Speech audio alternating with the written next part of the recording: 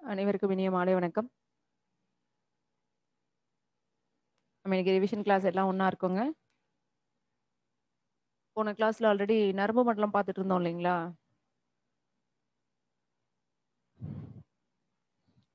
அதோட கன்டினியூஷன் தான். அப்படியே அதோட தொடர்ச்சி தான் இன்னைக்கு பார்க்க போறோம். போன கிளாஸ்ல வந்து நரம்பு மண்டலம்னா என்ன? அதுல ஆரம்பிச்சு நம்ம முகுளம் வரைக்கும் கம்ப்ளீட் பண்ணியிருந்தோம் இல்லைங்களா? ஸோ மூளை அப்படின்னா அதோட மைய நரம்பு மண்டலம். ஸோ மூளைனா என்ன? மூளை எத்தனை பிரிவுகளா பிரிஞ்சிருக்கு? அதுல பெருமூளை, சிறுமூளை இதோட பணிகள் என்னென்ன? ஸோ முகுளம் என்ன வேலை செய்யுது? ஸோ பான்ஸ் அப்படிங்கிற அமைப்பு என்ன வேலை செய்யுது? இது எல்லாமே கம்ப்ளீட் பண்ணியிருந்தோம். ஸோ இன்னைக்கு தண்டுவடம். இதுல இருந்து ஆரம்பிக்க போறோம். இதுக்கு அடுத்தது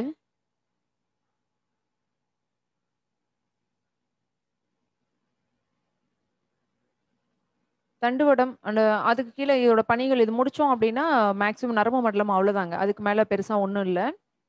நான் உங்களுக்கு போன கிளாஸ்லயே சொல்லியிருந்தேன். உணவியல் டாபிக் வந்து கொஞ்சம் டெஸ்ட் எழுதிர்லாங்க, படிச்சுட்டு வாங்கன்னு சொல்லியிருந்தேன். ஸோ இதுக்கப்புறமா நம்ம இத முடிச்சுட்டு அத கொஸ்டின்ஸ் பார்க்கலாம். ஓகேங்களா?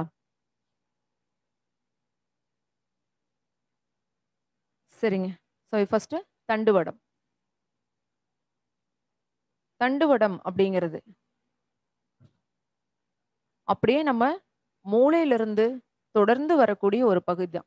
ஸோ மூளை வந்து கடைசியா அது முடிவடையக்கூடிய இடம் தான் வந்து முகுளம் அப்படின்னு சொல்லுவோம். மெடுலா ஆப்லங்கேட்டா அப்படின்னு சொல்லுவோம் இல்லைங்களா? ஸோ இதுதான் வந்து மூளை ஃபைனலா முடிவடையக்கூடிய இடம். ஸோ இந்த இப்போ முகுளம் அப்படிங்கிறது கிட்டத்தட்ட எப்படி செயல்படுங்க? நம்ம மூளையும், தண்டுவடத்தையும் இணைக்கக்கூடிய ஒரு பகுதியா தான் செயல்படும். அப்போ முகுளத்த அடுத்து மூளை வந்து முகுளத்தோட முடிவடையுதுன்னா, முகுளத்தோட அடுத்த தொடர்ச்சி என்னவா ஆரம்பிக்குதுங்க? தண்டுவடமா ஆரம்பிக்கும். ஸ்பைனல் கார்ட் அப்படின்னு சொல்லுவோம். ஸோ இந்த தண்டுவடம் எதுக்குள்ள அமைஞ்சிருக்கு அப்படின்னா, நியூரல் கால்வாய், நியூரல் கனல் அப்படின்னு சொல்லுவோம். அந்த நியூரல் கால்வாய் அப்படிங்கிற ஒரு ஆழமான பள்ளத்துக்குள்ள அமைஞ்சிருக்கும். எதுக்காக அப்படின்னா, மேற்பகுதியில இருந்தது அப்படின்னா, தண்டுவடத்துல இருக்கிற அந்த நரம்புகள், எலும்புகள் வந்து பாதிக்கப்படுற வாய்ப்புகள் அதிகமாகும் அப்படிங்கிறதுனால, நமக்கே தெரியும். நியூரல் கால்வாய்னா எது அப்படின்லாம் யோசிக்க வேணாம். முதுகு பகுதியில இப்ப சின்ன குழந்தைங்கலாம் பார்த்தோம்னா, முதுகு பகுதி அப்படியே 2 பக்கமா முதுக பிரிக்கிற மாரி நடுவுல ஒரு பள்ளமா ஒரு பகுதி வரும் இல்லைங்களா? நமக்கே தெரியும். ஸோ நம்மளோட முதுகை இப்ப கை வச்சு பார்த்தோம்னா, கழுத்துக்கு கீழ பார்த்தீங்க அப்படின்னா, முதுகு வந்து அப்படியே 2ஆ பிரிக்கிற மாரி வலது பகுதி, இடது பகுதின்னு பிரிக்கிற மாரி நடுவுல ஒரு பள்ளம் வரும். அந்த பள்ளத்துக்கு தான் என்ன பேருங்க? நியூரல் கால்வாய் அப்படின்னு பேரு. ஓகேங்களா? ஸோ அந்த நியூரல் கால்வாய்க்குள்ள தான் முதுகெலும்பு உள்ள வந்து அப்படியே பதிச்சு வச்ச மாரி இருக்கும். சரி.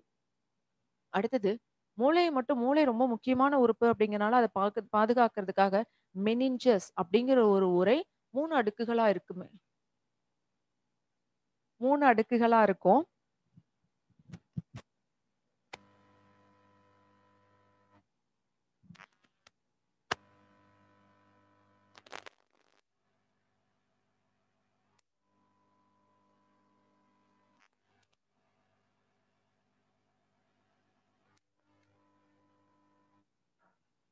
ஓகேங்க.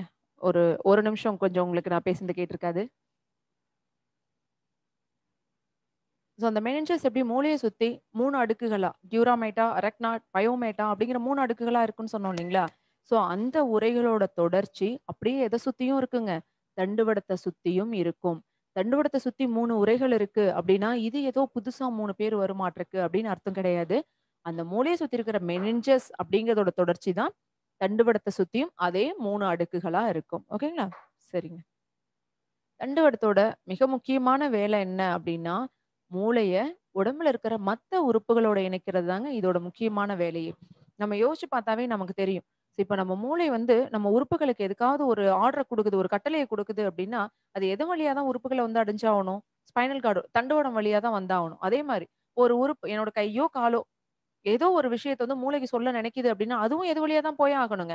தண்டுவடம் வழியா தான் மூளைக்கு போய் ஆகணும். அப்ப மூளையும், உடல் உறுப்புகளுக்கும் இடையில ஒரு தொடர்பை ஏற்படுத்தக்கூடிய உறுப்பா தான் தண்டுவடம் செயல்படும். அதாவது மூளை சொல்ற விஷயத்த உறுப்புகளுக்கு கொண்டு போய் குடுக்கும். உறுப்புகள் குடுக்கக்கூடிய விஷயத்த வாங்கி அப்படியே பிரெயினுக்கு குடுக்க வேண்டியது. ஓகே. ஒரு மெசஞ்சர் மாரி தான் 2க்கும் இடையில இருக்கும். ஓகேங்களா? சரி. இந்த தண்டுவடத்துல எத்தன நரம்புகள் இருக்கு? 31 இணை தண்டுவட நரம்புகள் இருக்கும். இத அண்டர்லைன் பண்ணிக்கங்க. முக்கியமானது. தண்டுவடத்துல 31 ஜோடி தண்டுவட நரம்புகள் இருக்கும். இந்த தண்டுவடத்தோட கீழ் முனை அதோட கடைசி பகுதி இருக்குது இல்லைங்களா? அந்த கடைசி பகுதிக்கு பைலம் டெர்மினேல் அப்படின்னு அர்த்தம். நீங்க தண்டுவட கடைசியா அந்த இடுப்பெலும்பு முடியும்போது பார்த்தீங்கன்னா, அந்த நியூரல் கால்வாய்ங்கிற பள்ளமான பகுதி முடிஞ்சு, கடைசியா வந்து அந்த ஃபைனல் அந்த இடுப்பு பகுதி வருது இல்லைங்களா? அந்த இடத்துல இருக்கிற கீழ்முனைக்கு தான் ஸ்பைனல் டெர்மினேல் அப்படின்னு பேரு. அதே மாரி அந்த ஸ்பைனல் டெர்மினல் முடியும்போது, கடைசியா வந்து ஒரு குதிரையோட வால் மாரி, ஒரு ஹார்ஸ் டெயில் அப்படின்னு சொல்லுவோம் இல்லைங்களா? அதோட வால் மாரி அந்த தண்டோட வந்து குறுகி போய் முடிவடையும். அப்படி குறுகி போய் முடிவடையிற இடத்துக்கும் கொஞ்சம் மேல இருக்கிற அந்த அமைப்பு தான் கார்டா எக்வினா அப்படிங்கிறது. ஆக்சுவலா நான் இன்னைக்கு அந்த படம் வந்து உங்களுக்கு காட்ட முடியலங்க. நான் எல்லாம் போட்டு வச்சிருந்தேன். அது இன்னைக்கு கொஞ்சம் முடியல. நான் முடிஞ்சா அடுத்த கிளாஸ்ல ஏதாவது டவுட் இருந்ததுனா, நான் அடுத்த கிளாஸ்ல அத காட்டி கூட நான் உங்களுக்கு எக்ஸ்பிளைன் பண்றேன்.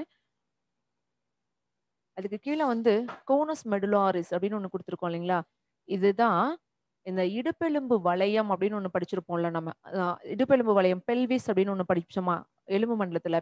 அந்த இடுப்பெலும்பு வளையத்த தாண்டி கீழ்ப்பகுதி போகும்போது பார்த்தீங்கன்னா, அப்படியே சின்னதா ஊசி மாரி, கூம்பு மாரி குறுகி போயிரும். அந்த அமைப்புக்கு தான் பேரு கோனஸ் மெடுலாரிஸ் அப்படின்னு பேருங்க. இந்த கோனஸ் மெடுலாரிஸ்க்கு மேல குதிரவால் அமைப்போட இருக்கிற பகுதி தான் கார்டா ஈக்வினா. ஓகேங்களா? இந்த ஈக்வினா அப்படின்னாவே அந்த குதிரைய குறிக்கக்கூடிய ஒரு வார்த்தை. எந்த இடத்துல வந்தாலும் அதே மாரி ஈக்யூசிட்டம் அப்படின்னு ஒண்ணு படிச்சிருப்போம். ஞாபகம் இருக்குங்களா உங்களுக்கு? உங்களுக்கு யாருக்காவது ஈக்யூசிட்டம் அப்படிங்கிற பேரு மைண்ட்ல இருந்ததுன்னா, தயவு செஞ்சு கொஞ்சம் சேட் பண்ணுங்க பார்க்கலாம். எஸ் பரமேஸ்வரி. எஸ் மேம்னு சொல்லிட்டீங்க. ஈக்யூசிட்டம் எங்க படிச்சிருக்கோம்? சத்தமே இல்லாம இப்படி அமைதியாலாம் இருக்கக்கூடாதுங்க. Super. Very good, very good. Aravind, Sonia, Parameswari, very nice. Bhuvana, Kalpana, சூப்பர்ங்க. Very good. டெரிடோஃபைட்டுகள்ல நம்ம படிச்சிருக்கோம். குதிரை வால் பெரணிகள் அப்படின்னு படிச்சோம். ஞாபகம் இருக்குங்களா? ஈக்யூசிட்டம் அப்படின்னு சொல்லிட்டு, ஸோ அந்த ஈக்வினா அந்த ஈக் அப்படின்னு வந்ததுனாவே அந்த குதிரை, ஹார்ஸ் அப்படிங்கிறது ஞாபகம் வச்சுக்கங்க. அத வந்து ஹார்ஸ்டைல் ஃபெர்ன்ஸ் குதிரை வால் பெரணிகள்னு படிச்சிருப்போம் ஈக்யூசிட்டத்த. ஓகேங்களா? அதே மாரி தான் இதுவும். அந்த ஈக் அப்படிங்கிற வார்த்தை வந்தாவே குதிரை அப்படிங்கிறத ஞாபகம் வச்சுக்கங்க. சூப்பர்ங்க. வெரி குட்ங்க. சரி அடுத்தது தண்டுவடத்தோட பணிகள். ஸோ தண்டுவடம் என்ன வேலை செய்யுது நம்ம உடம்புல அப்படின்னா, நம்ம உடம்புல இருக்கிற எல்லா உணர்வு தூண்டல்களையும் ஸோ உடம்புக்கும், அதாவது மூளையில இருந்து உடம்புக்கும், உடம்பு உடல் உறுப்புகள்ல இருந்து மூளைக்கும் எடுத்துட்டு வர வேண்டியது தண்டுவடத்தோட வேலை. அப்ப எல்லா உணர்வு தூண்டல்களும் எதன் மூலமா பயணிக்குது? தண்டுவடம் மூலமா தான் பயணிக்குது அப்படின்னு சொல்லுவோம். நெக்ஸ்ட் இது எல்லாமே நம்ம ஆல்ரெடி சொல்லிட்டோங்க. மூளை பிறப்பிக்கக்கூடிய கட்டளைகள் எல்லாமே தண்டுவடம் மூலமா தான் உறுப்புகள அடையுது. உறுப்புகள், சுரப்பிகள்னு தனியா சொல்ல வேண்டியதில்ல. எல்லா உறுப்புகளுக்கும் மூளை பிறப்பிக்கிற எல்லா ஆர்டர்ஸும் தண்டுவடம் மூலமா தான் போகும். ஸோ அதுக்கு அடுத்தது முக்கியமானது. மூளை ரெஸ்ட்ல இருக்கிற டைம்ல, மூளை செய்ய வேண்டிய வேலைய தண்டுவடமே செஞ்சா, அதுக்கு தான் பேரு என்னங்க? ரிஃப்ளெக்ஸ் அல்லது அனிச்சை செயல் அப்படின்னு பேருங்க. சொல்லும்போது மூளை ஓய்வெடுக்கும் காலங்களில், தெளிவா ஞாபகம் வச்சுங்க. ஓய்வெடுக்கிற காலம் அப்படின்னா, அவசர காலங்களில், ஓய்வெடுக்கிற எல்லா காலங்கள்லயும், இப்ப நைட் தூங்கிட்டு இருக்கிறோம் அப்படின்னா, அப்போ மூளை வந்து முழு ஓய்வுல இருக்குது. அப்பலாம் தண்டுவடம் உடனே உத்தரவு பிறப்பிக்க முடியாது. அவசர காலங்கள் எமர்ஜென்சி பீரியட் இது பண்ணியே ஆகணும். உடனே எமர்ஜென்சியா பண்ணணும் அப்டின்னா மட்டும் தான், ஸோ அந்த இடத்துல தண்டுவடம் மூளையோட வேலைய கையில எடுத்துக்கும். ஓகேங்களா? ஸோ அதுக்கு தான் பேரு அனிச்சை செயல் அப்டின்னு பேருங்க. அனிச்சை செயலுக்கு நான் உங்களுக்கு சொல்லவே வேண்டியதில்ல. ஒரு டக்குனு ஒரு இப்ப விளக்கேத்திட்டு இருக்கீங்க, நெருப்பு சுட்டுருச்சு. சடார்ன்னு கைய இழுத்துருவோம். அதே மாரி ஒரு இடத்துல நிக்கிறோம், கால்ல எறும்பு ஏறி கடிக்குது, டக்குனு கால உதறுவோம். ஸோ இவ்வளோதான். இந்த மாரி விஷயங்கள தான் என்னன்னு சொல்லுவோம்? அனிச்சை செயல் அப்டின்னு சொல்லுவாங்க. அப்ப அனிச்சை செயல் மையம் அப்டின்னு சொன்னா நம்ம எத சொல்லணும்? தண்டுவடத்த சொல்லணும். ஓகேங்களா? சரி. ஓகே. ஸோ இந்த அனிச்சை செயல் முதல்ல கண்டறிந்தவர் பாவ்லவ் அப்படின்னு சொல்லுவோம். இவரு தான் ஃபர்ஸ்ட் வந்து அனிச்சை செயல வந்து ரிஃப்ளெக்ஸ் அப்படிங்கிற ப்ராசஸ முதல்ல கண்டுபிடிச்சவரு பாவ்லவ் அப்படிங்கிற சயின்டிஸ்ட் தான். சரிங்க. அனிச்சை செயல்ல எத்தன வகை இருக்கு? புது கிளாஸா இருந்தா இதெல்லாம் நடத்தும்போது நான் கேட்க மாட்டேன். நீங்க ரிவிஷன் கிளாஸ் அப்படிங்கிறனால கேட்கிறேன். அனிச்சை செயல்ல எத்தன வகை இருக்கு? இல்ல அனிச்சை செயல்னா எல்லாமே ஒண்ணு தானா?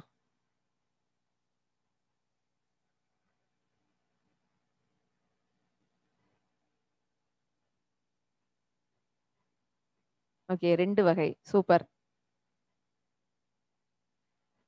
2 வகை இருக்குங்க அனிச்சை செயல்கள்ல. Very good. அது சொல்லும்போதே அனிச்சை செயல்னு சொல்றோம். அதாவது நம்பள அறியாம தானா நடக்கக்கூடிய ஒரு செயல். அதுல போய் எப்படி 2 வகை இருக்கும் அப்டின்னா, ஒண்ணு வந்துங்க நம்ம கை விரல்ல ஒரு தீ சுட்டுறது, கைய இழுக்குறோம், கால்ல எறும்பு கடிக்குது எடுத்துக்கிறோம்.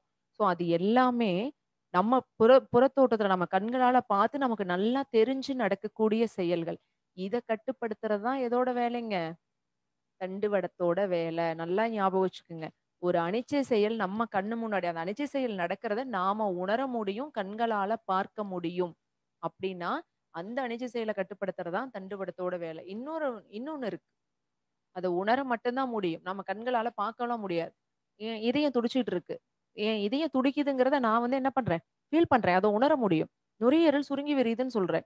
நுரையீரல் எப்படி சுருங்கி விரியுது அப்படின்னு நான் டைரக்ட்டா என்னோட கண்களால பார்க்க முடியாது. அத உணர முடியும். ரத்த குழாய்ல ரத்தம் பாய்ஞ்சு ஓடுது, தமனிகள் சுருங்கி விரியுது.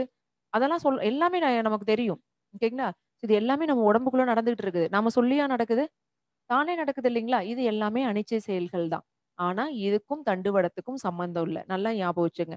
ஒரு அனிச்சை செயல் நடந்து, அத கண்களால நாமளே பார்க்க முடியும் அப்படின்னா, அந்த அனிச்சை செயல கண்களால பார்க்கக்கூடிய அனிச்சை செயல்கள கட்டுப்படுத்துறது மட்டும் தான் தண்டுவடத்தோட வேல. மத்தது எல்லாமே கட்டுப்படுத்துறது எதோட வேலைங்க? இதயம் துடிக்கிறது, ரத்த குழாய் வழியா ரத்தம் பாய்ஞ்சு ஓடுறது, ரத்த குழாய்கள் சுருங்குறது, நுரையீரலோட இயக்கம் இதையெல்லாம் கட்டுப்படுத்துறது யாருங்க? யாரோட வேலைங்க? சுத்தமே காணோம் பார்த்தீங்களா? முகுலத்தோட வேலைங்க. ஓகே. முகுலத்தோட வேலை அது. ஓகேங்களா?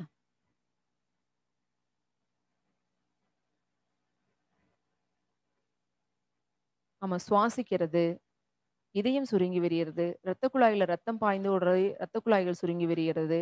இது எல்லாமே முகுளம் கட்டுப்படுத்தும். இது அனிச்சை செயல்கள் தான் நம்ம முகுலத்தோட கட்டுப்பாட்டுல இருக்கும். சரி. நம்ம உடம்புல அனிச்சை செயல் ஏற்படும்போது, அதாவது இப்ப நம்ம படிச்சுட்டு தண்டுவடம் கட்டுப்படுத்தக்கூடிய அனிச்சை செயல்ன்னு சொன்னோம் இல்லைங்களா? ஸோ அந்த அனிச்சை செயல் நடக்கும்போது, அனிச்சை வில்லை ஏற்படுத்துபவை. அனிச்சை வில்னா ஒண்ணும் இல்ல. இங்கிருந்து அங்க போறது, அங்கிருந்து இங்க வர்றது. ஸோ இந்த அனிச்சை வில்லை ஏற்படுத்துபவை அப்படின்னா என்னன்னா, உணர்வேற்பிகள், தண்டுவடம், தசைகள். இது வந்து நமக்கு புக் பேக் கொஸ்டினா இருக்குதுங்க. அனிச்சை செயலின் போது அனிச்சை வில்லை ஏற்படுத்துபவை. இது வந்து அப்படியே புக் பேக் கொஸ்டின் நமக்கு. உணர்வேற்பிகள் அப்படின்னா, இப்ப என் கையில வந்து சின்னதா நெருப்பு சுட்டுருச்சு அப்படின்னா, நெருப்பு சுடுது அப்படிங்கிறத உணர்வ ஏத்துக்கிற அந்த அமைப்புகளுக்கு பேர் தான் உணர்வேற்பிகள். எப்படி சொல்றது? ரெசிப்டர்ஸ் அப்படின்னு சொல்றோம் இல்லைங்களா? ஸோ அந்த ரிசீவர்ஸ் இது எல்லாமே உணர்வேற்பிகள் அப்படிங்கிறது. இந்த உணர்வேற்பிகள் சுடுதுங்கிற உணர்வை ஏத்துக்கிட்டு, அடுத்தது எதுக்கு கொண்டு போகுது? தண்டுவடத்துக்கு கொண்டு போகும். ஸோ தண்டுவடம் உடனே என்ன பண்ணுது? தசைகளுக்கு, "நீ உன்னோட தசைகள வேகமா இழுத்துக்கோ" அப்படின்னு சொல்லி ஆர்டர் கொடுக்கும். அதுதான் உணர்வேற்பிகள், தண்டுவடம், தசைகள். ஓகேங்களா? ஆர்டர் மறக்காம ஞாபகம் வச்சுக்கோங்க.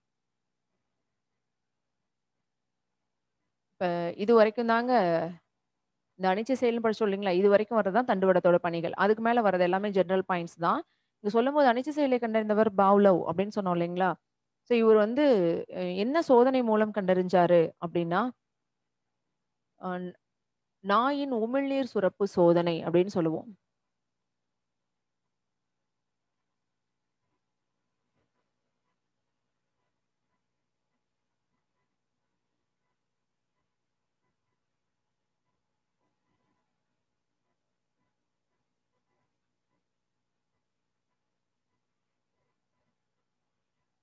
இதன் மூலமா தான் முதல்ல அனிச்சை செயலை இவர் கண்டுபிடிச்சிருப்பார். ஓகேங்களா?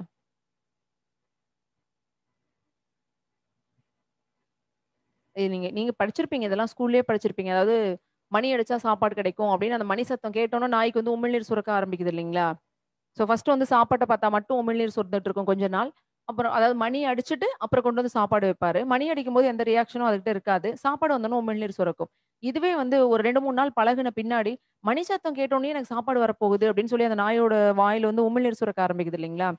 ஸோ இத வச்சு தான் வந்து அனிச்சை செயல் அப்படிங்கிறத முதல்ல கண்டுபிடிச்சிருப்பார். சரிங்க. அடுத்த பாயிண்ட். மூளையின் செயல்பாடு மற்றும் மூளையில் உண்டாகக்கூடிய மின் அதிர்வுகளை பதிவு செய்யும் கருவி. இசிஜி எலக்ட்ரோ என்செபலோகிராஃபி அப்படின்னு சொல்லுவோம். ஏற்கனவே நம்ம இசிஜி ஒண்ணு படிச்சிருப்போம். இதய மின்னழுத்தமானி அப்படின்னு படிப்போங்க. இது வந்து மூளை வரைபடவியல். சில இடத்துல எப்பவாவது குடுக்கும்போது, என்செஃபலோகிராஃபின்னு குடுக்கறதுக்கு பதிலா என்செஃபலோகிராம் அப்படின்னு குடுத்துருவாங்க.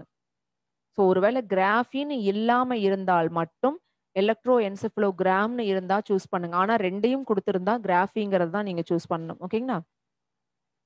ஏன்னா சொல்லும்போதே மூளை வரைபடவியல் அப்படின்னு தான் சொல்லுவோம் நாம.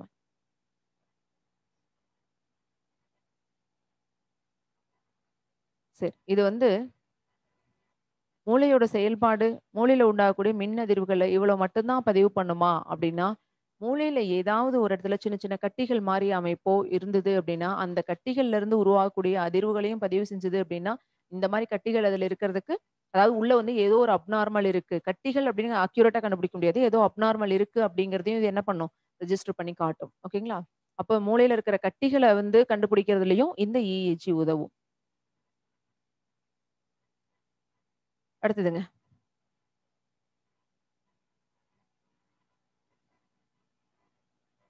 அடுத்தது மூளையோட நரம்பு செல்கள்ல ஏற்படக்கூடிய குறைபாடு.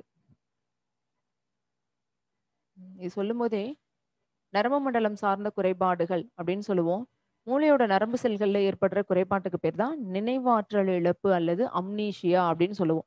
நினைவாற்றல் இழப்பு ஆல்ரெடி நம்ம படிச்சிருப்போமா? அம்னீஷியா அப்படிங்கிறது படிச்சிருப்போங்க. நரம்பு செல்கள் வந்து தன்னோட அந்த மெமரி பவர் அப்படிங்கிற அந்த நினைவாற்றல்கள கொஞ்சம் கொஞ்சமா இழக்க ஆரம்பிக்குது. இல்ல நரம்பு செல்களோட செயல்பாடு குறைஞ்சு போறது. இத தான் வந்து அம்னீஷியா அப்படின்னு சொல்லுவாங்க. ஸோ அதுவே வந்து ரொம்ப அதிகமா அந்த தீவிர மூளை குறைபாடா மாறுனா அதுக்கு பேரு அல்சீமர் அப்படின்னு சொல்லுவோம். அதுக்கு அடுத்தது மெனின்ஜிடிஸ் அல்லது மூளை காய்ச்சல் அப்படின்னு ஒண்ணு உண்டுங்க. மெனின்ஜிடிஸ் அல்லது மூளை காய்ச்சல் ஏற்கனவே வைரஸ் நோய்கள நம்ம படிச்சிருக்கோம். அதாவது வைரஸ்னால ஆ ஜப்பானிய என்செபலோ வைரஸ் அப்படின்னு ஒண்ணு படிச்சிருக்கோம் இல்லைங்களா?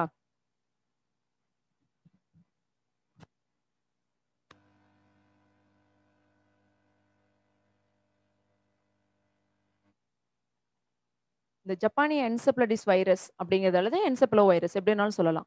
ஸோ மூளை உறையான மெனின்ஜிடிஸ தாக்கும்போது, அந்த மூளை உறை என்ன ஆகுங்க, கொஞ்சம் பெருசா வந்து அளவுல வீங்கிக்கும். அதனால பயங்கரமான தலைவலி ஏற்பட ஆரம்பிக்கும். ஸோ தலைவலி கூட வந்து அதோட சிம்ப்டமா காய்ச்சல். ஸோ இதத்தான் வந்து மெனின்ஜிடிஸ் அல்லது பிரெயின் ஃபீவர்ன்னு சொல்லுவோம். முழுக்க முழுக்க இது ஒரு வைரல் இன்ஃபெக்ஷன். நல்லா ஞாபகம் வச்சுக்கங்க. இது தானா வராது. இது ஒரு வைரஸ் தொற்று. ஓகேங்களா? சரிங்க. இதோட இந்த டாபிக் கம்ப்ளீட் ஆகுது.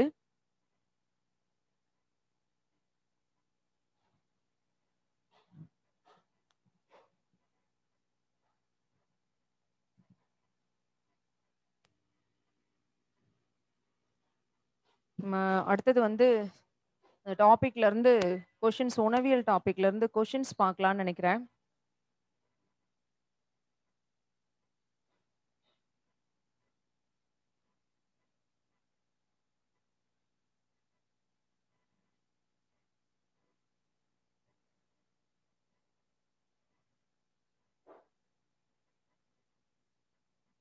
இனிமே டாபிக் வைஸ் தான்ப்பா இனிமே உங்களுக்கு டெஸ்ட் வரும். ஜஸ்ட் ஒரு 2 நிமிஷம் அப்படியே லைன்ல இருங்க.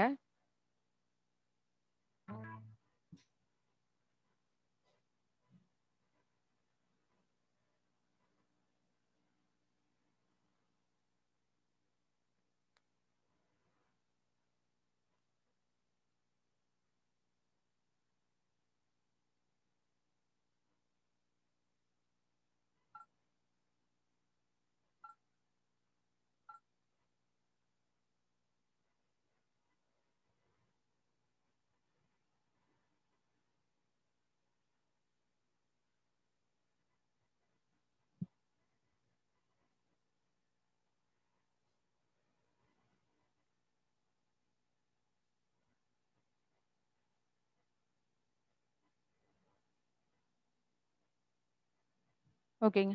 ஸோ இனிமே கொஞ்சம் அப்படியே ஸ்க்ரீன வாட்ச் பண்ணலாம். நான் ஏற்கனவே இந்த டாபிக் வந்து நான் ஆல்ரெடி உங்களுக்கு குடுத்ததுல அப்படியே நடத்திட்டேங்க. கொஞ்சம் எக்ஸ்ட்ரா பாயிண்ட்ஸ் வந்து இப்ப நியூ புக்ல ஆட் ஆயிருக்கு. கொஞ்சம் அத எக்ஸ்ட்ராவா டைப் பண்ணியிருப்பேன் உள்ள. ஸோ அதுக்காக தான் ஒரு 2 நிமிஷம் டைம் கேட்டேன் உங்ககிட்ட. இதுல அந்த EEG அப்படின்னு ஒண்ணு வந்தது இல்லைங்களா? மூளையின் செயல்பாடு மற்றும் மூளையில் உண்டாகக்கூடிய மின் அதிர்வுகளை பதிவு செய்யும் கருவி. அதுக்கு அடுத்தது வந்து ஒரு பாயிண்ட் போட்டிருப்போம். இது அப்படியே நீங்க கையில பென்னும் நோட்டு இருந்ததுன்னா கொஞ்சம் எழுதிட்டீங்கனாலும் ஓகே.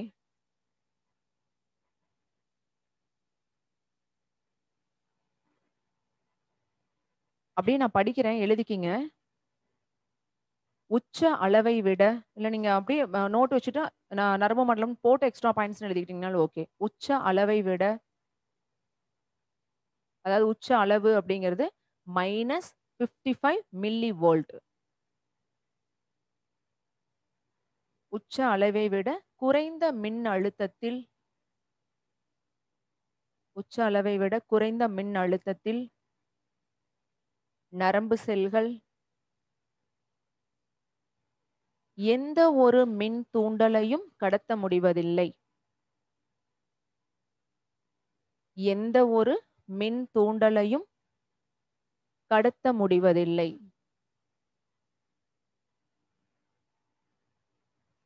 ஓகே. ஸோ அப்ப ஒரு நரம்பு செல் வந்து மின் தூண்டல் அதாவது உணர்வு தூண்டல கடத்தணும் அப்படின்னா, அங்க வந்து மின் அழுத்தம் எவ்வளவா இருக்கணுங்க அந்த நரம்பு செல்ல? -55 மில்லி வோல்ட்டா இருக்கணும். இதத்தான் வந்து நரம்பு செல்லோட உச்ச அளவு மின்னழுத்தம் அப்படின்னு சொல்லுவோம். இதுக்கு கம்மியா மின்னழுத்தம் இருந்தது அப்படின்னா, நரம்பு செல்களால என்ன பண்ண முடியாது? மின் தூண்டல கடத்த முடியாது. ஸோ அத அப்படியே கன்டினியூவா எழுதிக்கிங்க. இவ்வகை செயலே உண்டு அல்லது இல்லை கொள்கை எனப்படும். இவ்வகை செயலே உண்டு அல்லது இல்லை கொள்கை எனப்படும். அதாவது ஆல் ஆர் நன் பிரின்சிபல். இவ்வகை செயலே உண்டு அல்லது இல்லை கொள்கை எனப்படும்.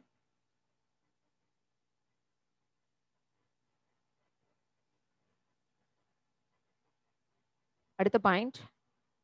நரம்பிழைகளில்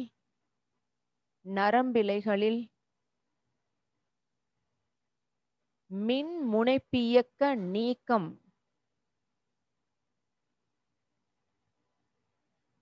மின் முனைப்பியக்க நீக்கம் நடைபெறும் போது அதாவது இங்கிலீஷ்ல சொன்னா டீபோலாரிசேஷன் அப்படின்னு சொல்லுவோம்.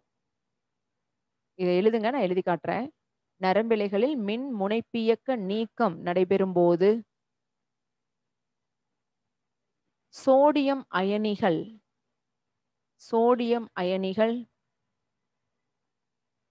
ஆக்சோபிளாசத்தினுள்ளும்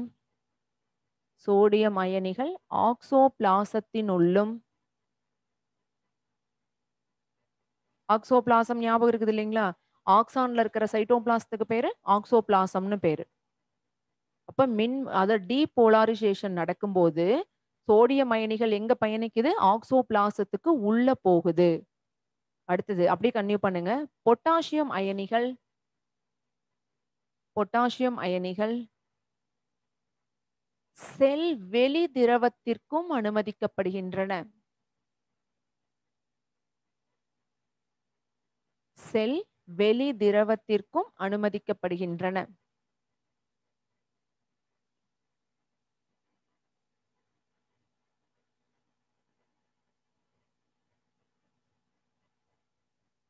சரிங்களா? சோ நரம்பிழைகளில் மின் முனைப்பியக்க நீக்கம் நடைபெறும் போது சோடியம் அயனிகள் ஆக்சோபிளாசத்தினுள்ளும் பொட்டாசியம் அயனிகள் செல் வெளி திரவத்திற்கும் அனுமதிக்கப்படுகின்றன. ஓகேங்க. சோ இது என்னன்னா மின் முனைப்பியக்க நீக்கம் அதாவது டீபோலாரிசேஷன். சோ அந்த அளவுக்கு அது என்ன டெப்தா நமக்கு தெரிய வேண்டியதில்ல. ஜஸ்ட் தெரிஞ்சுக்கங்க. ஏன்னா நம்ம புக்ல வந்து இது கொஞ்சம் இது முக்கியமான இதா கட்டங்கட்டிலாம் குடுத்துருக்காங்க. பிளஸ் புக் பேக் கொஸ்டினாவும் குடுத்துருக்காங்க. டீபோலாரிசேஷன் நடக்கும்போது சோடியம் அயனிகள் எங்க போகுது? ஆக்சானோட சைட்டோபிளாஸ்துக்குள்ள அதாவது ஆக்சோபிளாஸ்துக்குள்ள போகுது. அதே நேரத்துல பொட்டாசியம் அயனிகள் எங்க போகுதுங்க? செல் வெளி திரவம். இந்த இடத்துல செல் வெளி திரவம் எதை குறிக்கும்னா, அந்த செல்லோட செல் உடலம் சைட்டான்னு சொல்லுவோம் இல்லைங்களா? அந்த சைட்டான்ல உட்கரு இருக்கும்னு சொன்னோம்.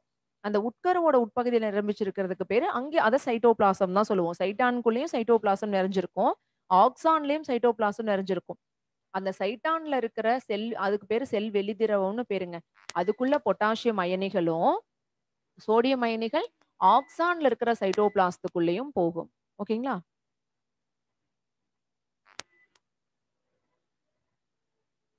அடுத்த பாயிண்ட். நரம்பு தூண்டல்கள் 1 to 300 மீட்டர் பை செகண்ட் வேகத்தில் பயணிக்கின்றன. நரம்பு தூண்டல்கள் 1 to 300 மீட்டர் பை செகண்ட் வேகத்தில் பயணிக்கின்றன.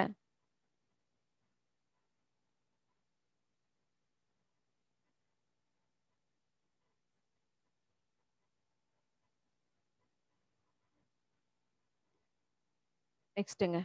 நரம்பு தூண்டல்கள் கடத்தப்படும்போது நரம்பு தூண்டல்கள் கடத்தப்படும்போது மந்த அல்லது சோம்பல் கால்வாய்களாகச் செயல்படுபவை மந்த அல்லது சோம்பல் கால்வாய்களாக செயல்படுபவை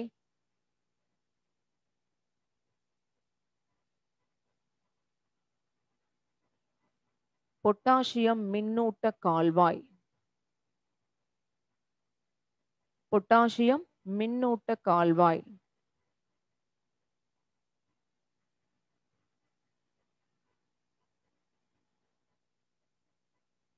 ஓகே. இப்ப இத படிக்கும்போது உங்களுக்கு ஒரு விஷயம் மைண்ட்ல வரும். ஸோ நரம்பு தூண்டல்கள் கடத்தப்படுறதுல மின்னூட்ட கால்வாய் அப்படின்னு ஒண்ணு உருவாக்கப்படுங்க. ஏன்னா, நம்ம உடம்புல ஏற்கனவே சொல்லியிருக்கேன். உணர்வுகளா இருந்தாலும் சரி, எந்த ஒரு துடிப்புகளா இருந்தாலும் சரி, எல்லாமே மின் அதிர்வுகளா தான் கடத்தப்படுதுன்னு சொன்னோம் இல்லைங்களா? இங்க நரம்பு தூண்டல்கள் கடத்தப்படும்போது, முன்முனை மின் முனைப்பு இயக்கம் போலாரிசேஷன் அப்படின்னு ஒண்ணு நடக்கும். முன் அ முனைப்பு இயக்க நீக்கம் அப்படின்னு ஒண்ணு டீபோலாரிசேஷன் அப்படின்னு ஒண்ணு நடக்குங்க. 2 விஷயங்கள் நடக்கும். இந்த 2 விஷயத்துல மின்னூட்ட கால்வாய்களா 2 அயனிகள் செயல்படும். ஒண்ணு சோடிய அயனி மின்னூட்ட கால்வாய்ன்னு ஒண்ணு. இன்னொன்னு பொட்டாசியம் அயனி மின்னூட்ட கால்வாய்ன்னு ஒண்ணுங்க. வேற எந்த அயனிகளுமே இதுக்குள்ள வராது. இந்த 2 அயனிகள் தான் மின்னூட்ட கால்வாய்களா மின்னூட்ட கால்வாய்னா என்னங்க? அந்த மின்னூட்டத்த கடத்தக்கூடிய வழியா செயல்படக்கூடியது தான் மின்னூட்ட கால்வாய்கள்னு சொல்லுவோம். இதுல இந்த மின்னூட்ட கால்வாய்ல சோடியம் அயனிகள் அதிகமா இருந்தா, அது சோடியம் மின்னூட்ட கால்வாய்ன்னும், பொட்டாசியம் அயனிகள் அதிகமா இருந்தா, பொட்டாசியம் மின்னூட்ட கால்வாய்ன்னு சொல்லுவோம். ஓகேங்களா? அப்ப நரம்பு தூண்டல் கடத்தப்படும்போது, அதிவேகமா வேலை செய்யக்கூடிய கால்வாய்களா செயல்படுறது சோடியம் மின்னூட்ட கால்வாய். ஓகேங்களா? அதுவே சோம்பல் கால்வாய்களா செயல்படுறது. வேலை செய்யாம ரொம்ப சோம்பலா ரொம்ப இல்ல, கம்மியான பங்கெடுக்கக்கூடியதா இருக்கும். அதனால தான் சோம்பல் கால்வாய்கள்னு சொல்லுவோம். அப்படி செயல்படக்கூடியது பொட்டாசியம் மின்னூட்ட கால்வாய சொல்லுவோம். ஓகேங்களா?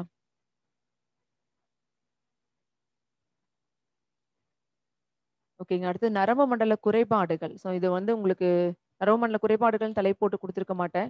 ஃபர்ஸ்ட் அதே தான். மூளை நரம்பு செல்லில் ஏற்படும் குறைபாடு உங்களுக்கு நோட்ஸ்ல அப்படியே இருக்கும். அடுத்தது அல்சீமர். அல்சீமர்ல மட்டும் ஒரு 2, 3 பாயிண்ட்ஸ் சேர்ந்து இருக்குங்க. அல்சீமர் அப்படிங்கிறது நாள்பட்ட நரம்பு செல் சிதைவு நோய். இத அப்படியே நோட் பண்ணிக்கங்க அதுக்கு பக்கத்திலேயே. நாள்பட்ட நரம்பு செல் சிதைவு நோய். பிராக்கெட்ல தீவிர மூளை குறைபாடு. தீவிர மூளை குறைபாடு ஏற்கனவே அதுல இருக்கும்னு நெனைக்கிறேன். நாள்பட்ட நரம்பு செல் சிதைவு நோய். இதோட அறிகுறிகள் அப்படின்னு பார்த்தா, அல்சீமரோட அறிகுறிகள்னு பார்த்தா, சமீபத்திய நிகழ்வுகளை கூட நினைவு கூற இயலாமை. இது இயலாமை. சமீபத்திய நிகழ்வுகளை கூட நினைவு கூற இயலாமை.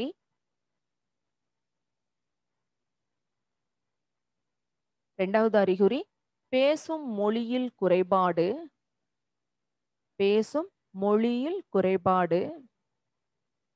பேசும் மொழியில் குறைபாடு அப்படின்னா, தமிழ் பேச தெரிஞ்சவங்க உடனே தமிழையும், பிரெஞ்சும் கலந்து பேசுறாங்க. அப்படி அர்த்தம் கிடையாது.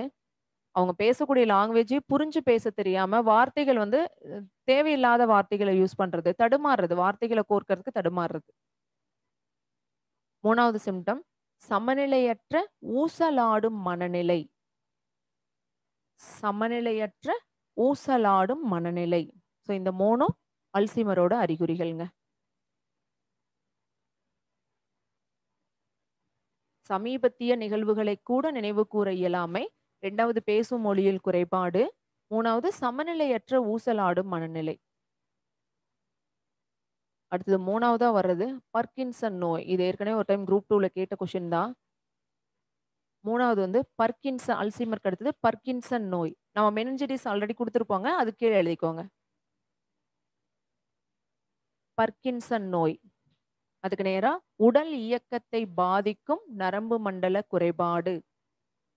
உடல் இயக்கத்தை பாதிக்கும் நரம்பு மண்டல குறைபாடு.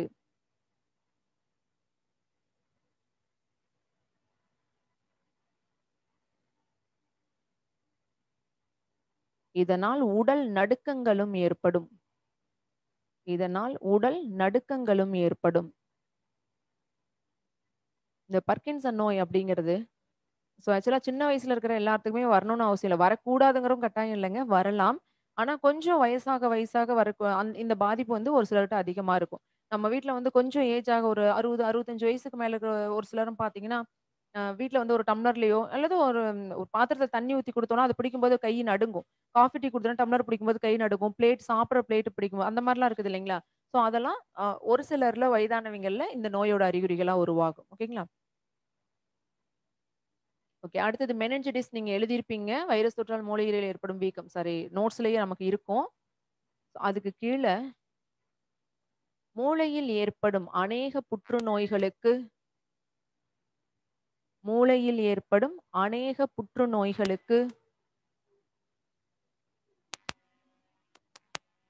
கிளியல் செல்களே காரணமாக உள்ளன.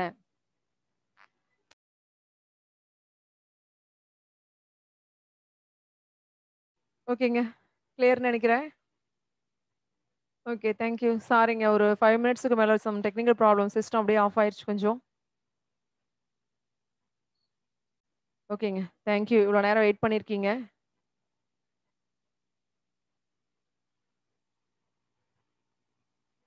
ஓகேப்பா. இப்ப நான் சொல்லிக்கிட்டு இருந்தேன் இல்லைங்களா? அத அப்படியே காப்பி பண்ணிருங்க.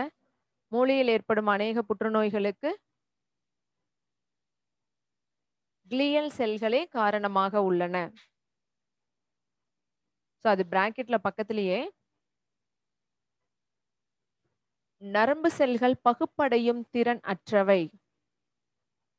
நரம்பு செல்கள் பகுப்படையும் திறன் அற்றவை.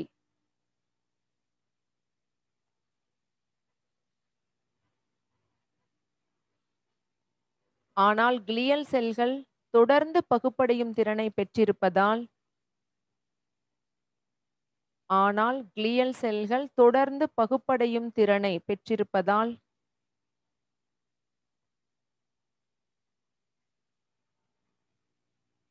மூளையில் ஏற்படும் கட்டிகளுக்கு காரணமாக அமைகின்றன. நரம்பு செல்கள் பகுப்படையும் திறன் அற்றவை.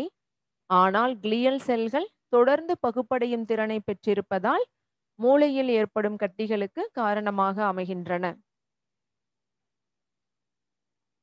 இந்த விஷயத்த ஆல்ரெடி ஒரு டைம் நம்ம கிளாஸ்ல டிஸ்கஸ் பண்ணியிருக்கோங்க. நம்ம நரம்பு மண்டலம்னா அந்த 10த் புக்ல வந்து டெஸ்ட் எழுதணும் இல்லைங்களா? அப்போ ஒரு டைம் டிஸ்கஸ் பண்ணியிருக்கோம். நரம்பு செல்கள்ல வந்து சென்ட்ரியோல்கள் இல்ல அப்படிங்கிறதுனால, நரம்பு செல்களால என்ன பண்ண முடியாதுங்க? செல் பகுப்புனால புதிய செல்கள உருவாக்க முடியாது அப்படின்னு சொன்னோம் இல்லைங்களா?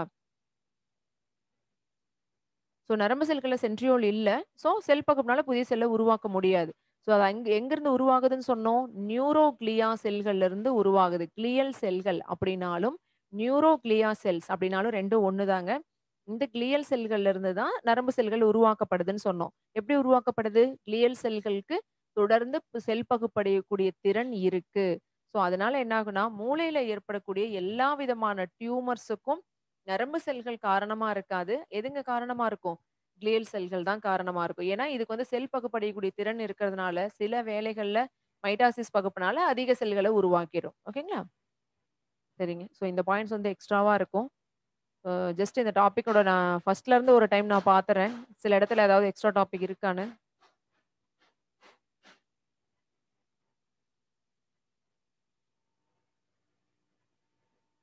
இதுல அந்த ஃபர்ஸ்ட்ல இருந்து பாத்தீங்கன்னா, நரம்பு மண்டலம் ஃபர்ஸ்ட்ல இருந்து நான் எக்ஸ்ட்ராவா இருக்கிற பாயிண்ட்ஸ் மட்டும் அப்படியே படிக்கிறேங்க. கொஞ்சம் நீங்க அப்படியே எழுதிக்கோங்க. உங்களுக்கு இது எல்லாமே நான் குடுத்திருப்பேன். மனித உடலின் மிக நீளமான செல், நரம்பு செல், 100 மைக்ரோமீட்டர் நீளம் இது எல்லாமே இருக்கும். அதுக்கு அடுத்து வர பாயிண்ட் 2மே புதுசா இருக்குங்க. அத அப்படியே நோட் பண்ணிக்கோங்க. தண்டுவடத்திலிருந்து தொடங்கி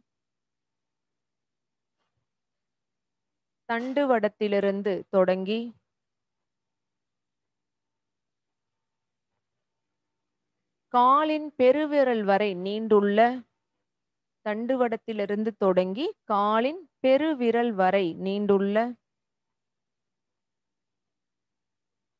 இடுப்பு நரம்பே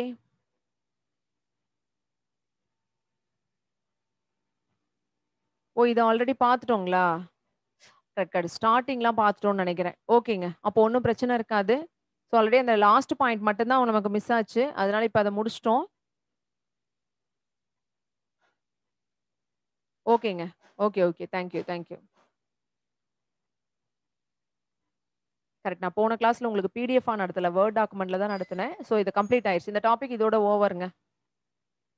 சாரி, கொஞ்ச நேரம் வெளியில போனால நானும் கொஞ்சம் டென்ஷன் ஆயிட்டேன். சரி, நாம டைரக்ட்டா இனிமே டெஸ்ட்டுக்கு போயிரலாங்களா? இனிமேங்க ஒவ்வொரு டாபிக் வைஸா தான் உங்களுக்கு டெஸ்ட் வரும். ஒரு கிளாஸுக்கு மினிமம் ஒரு 40 டூ 50 கொஸ்டின்ஸ். ஒரு சில கொஸ்டினுக்கு ஆப்ஷனோட, சில கொஸ்டின்ஸ் வந்து கொஞ்சம் எலிமெண்டரியா வர கொஸ்டின்ஸ் ஆப்ஷன் இல்லாம. இன்னைக்கும் அப்படிதான் நான் செட் பண்ணியிருக்கேன். இன்னைக்கு கொஸ்டின் அப்படியே டிஸ்கஸ் பண்ணிட்டே வந்துரலாம். சப்போஸ் லேட் ஆச்சுன்னா, அது அப்படியே உங்களுக்கு நான் பிடிஎஃப் கூட அனுப்பிச்சு விட்டுருவோம். ஓகேங்களா? ஓகே. இப்ப நம்ம ரிவிஷன் கிளாஸ பொறுத்தவரைக்கும் ஆல் டாபிக் ஓவர்ங்க. ஆ இந்த நாளமில்லா சுரப்பிகள், செல்லியல், மரபியல் இதெல்லாம் சில கிளாஸஸ்லாம் நடந்துட்டு இருந்திருக்கும். ஸோ அந்த கிளாஸ் நான் எடுக்கும்போது அதோட வீடியோ வந்து உங்களுக்கு நான் சென்ட் பண்ண சொல்லிர்றேன். நாளமில்லா சுரப்பிகள் நடத்திட்டு இருக்கோம் இல்லைங்களா? அதோட வீடியோ உங்களுக்கு வந்துரும். ஸோ நீங்க அத பார்த்துக்கலாம். ஏதாவது டவுட்டா இருந்தாலும் நம்ம ரெகுலர் கிளாஸ் வரும்போது நம்ம டிஸ்கஸ் பண்ணிக்கலாம். ஓகேங்களா? சரிங்க.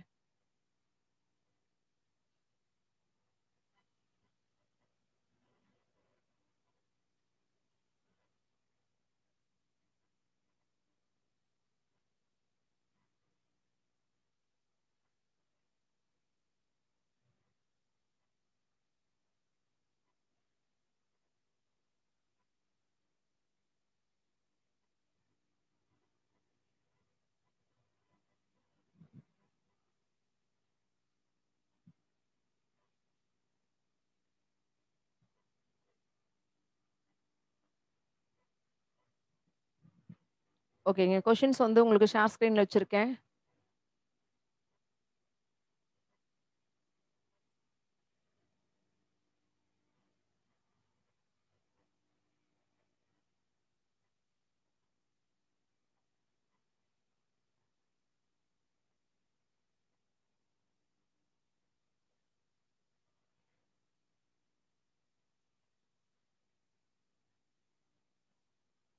இந்த கொஸ்டின்ஸ் எல்லாமே நம்ம புக் பேக்ல இருந்து அண்ட்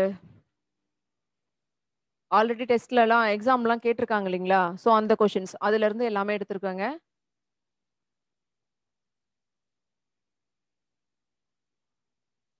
இந்த கொஸ்டின்ஸ் ஒரு 40 கொஸ்டின் 45 கொஸ்டின்ஸ் எடுத்திருக்கேன் இதுல. இதுல கொஞ்சம் கொஸ்டினுக்கு வந்து உங்களுக்கு ஆப்ஷன் இருக்கும். சில கொஸ்டின்ஸ்க்கு ஆப்ஷன் இருக்காது. இன்னைக்கு உணவியல் டாபிக் ஃபுல்லாவே இதுல இருந்து புக்ல இருந்து எல்லாமே உங்களுக்கு கம்ப்ளீட் பண்ணியிருக்கேன். ஸோ இந்த கொஸ்டின் வந்து நீங்க காப்பி பண்ண வேண்டாம். ஸ்கிரீன்ஷாட் எதுவுமே எடுக்க வேண்டாம். ஜஸ்ட் நான் படிச்சு அப்படியே ஆன்சர் சொல்லிட்டு வரேன். வாட்ச் மட்டும் பண்ணுங்க. எக்ஸ்ட்ரா பாயிண்ட் அப்படியே டிஸ்கஸ் பண்ணிக்கிட்டே வரலாம். இதோட பிடிஎஃப் அப்படியே உங்களுக்கு வந்துரும். ஸோ வீட்ல வந்து உட்கார்ந்து நீங்களே ஓனா ஆன்சர் எழுதிக்கங்க. சரிங்களா? இப்ப நான் சொல்றத அப்படியே பார்த்து கேட்டுக்கங்க. ஃபர்ஸ்ட் இயல்பாக வளர்ச்சியடைந்துள்ள ஒருவரின் பிஎம்ஐ அளவு. ஸோ இயல்பாக வளர்ச்சியடைந்துள்ள அப்படின்னா, நார்மலான அடல்ட்ஸ் அப்படின்னு பெரியவர்கள்ல அப்படின்னு அர்த்தம். இயல்பா வளர்ச்சியடைந்தவர்னா என்னங்க? எந்த ஆரோக்கிய கேடும் இல்லாம ஆ ஆரோக்கியமா இருக்கிற பெரியவர்கள்ல அப்படின்னு அர்த்தம். அப்ப ஆன்சர் என்னங்க வரும்? Very good. 19 டூ 25 இதாங்க ஆன்சர்.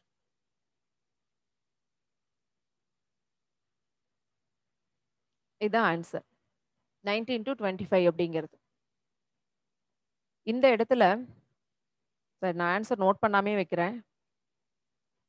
அப்பதான் உங்களுக்கு அனுப்பும்போது நீங்க ஆன்சர் பண்றதுக்கு ஈஸியா இருக்கும்.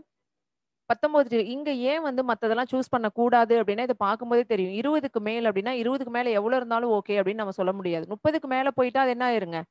அது வந்து ஒபேசிட்டின்னு நம்ம சொல்லிருவோம். 25 டூ 30 அப்டின்னா, அதுவே அதிக எடைன்னு சொல்லுவோம். அப்ப நார்மலா இருக்கிற இங்க கேட்டுருக்கிறதே அதுதான். நார்மலான பிஎம்ஐ அளவு தான். 19க்கு மேல 25க்கு கீழ. ஓகேங்களா? சரி. அடுத்தது செகண்ட் கொஸ்டின். ஹேமரேஜ் என்பது ஹேமரேஜ்னா என்ன அப்டின்னு கேட்டுருக்கோங்க. ஹேமரேஜ்னா பொதுவா நம்ம என்ன சொல்லுவோம்? ரத்தம் உறையாமை அப்படின்னு சொல்லுவோங்க. ஹேமரேஜ்னா. Very good. வினோ. தமிழழகன் நதியா. சூப்பர்மா. ஆன்சர் கரெக்ட்டா சொல்லியிருக்கீங்க. ஹேமரேஜ் அப்படின்னா ரத்தம் உறையாத குறைபாடு. எந்த வைட்டமின் பிரச்சனை? வைட்டமின் கே பிரச்சனையினால ரத்தம் உறையாம போனா அதுக்கு தான் பேரு ஹேமரேஜ்ன்னு பேருங்க. அப்ப ஆன்சர் என்னங்க வரும்? உடலுக்கு வெளியே ரத்தம் உறையாமை. உடம்புக்கு வெளியில வரும்போது ரத்தம் உறைஞ்சு போகாம இருக்கனால நெறைய பிளட் வந்து லாஸ் ஆயி வெளியில போகுது இல்லீங்களா? ஸோ அதுக்கு தான் பேரு ஹேமரேஜ்ன்னு பேரு. நான் சொல்லும்போதே சொல்லியிருப்பேன். வைட்டமின் டி சாரி கேவ பொறுத்தவரைக்கும் கொஸ்டின் வந்து ரத்த முறையாமைன்னு மட்டும் குடுக்க மாட்டாங்க. அதிக ரத்தப்போக்கு, அதிக ரத்த இழப்புன்னு குடுப்பாங்கன்னு சொல்லியிருக்கோம் இல்லைங்களா? அப்ப டி ஆன்சர் தான் கரெக்ட். அடுத்து 3 கொஸ்டின்.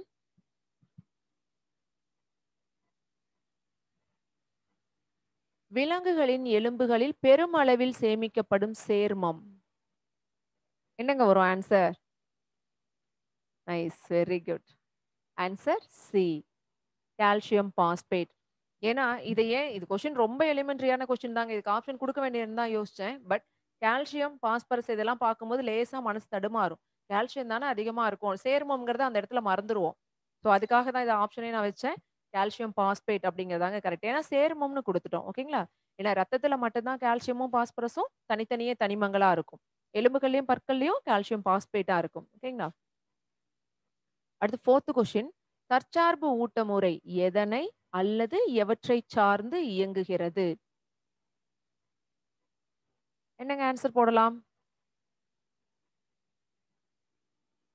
குட். பிரியா, தமிழழகன், கோகுல், லோகேஷ், ராஜி.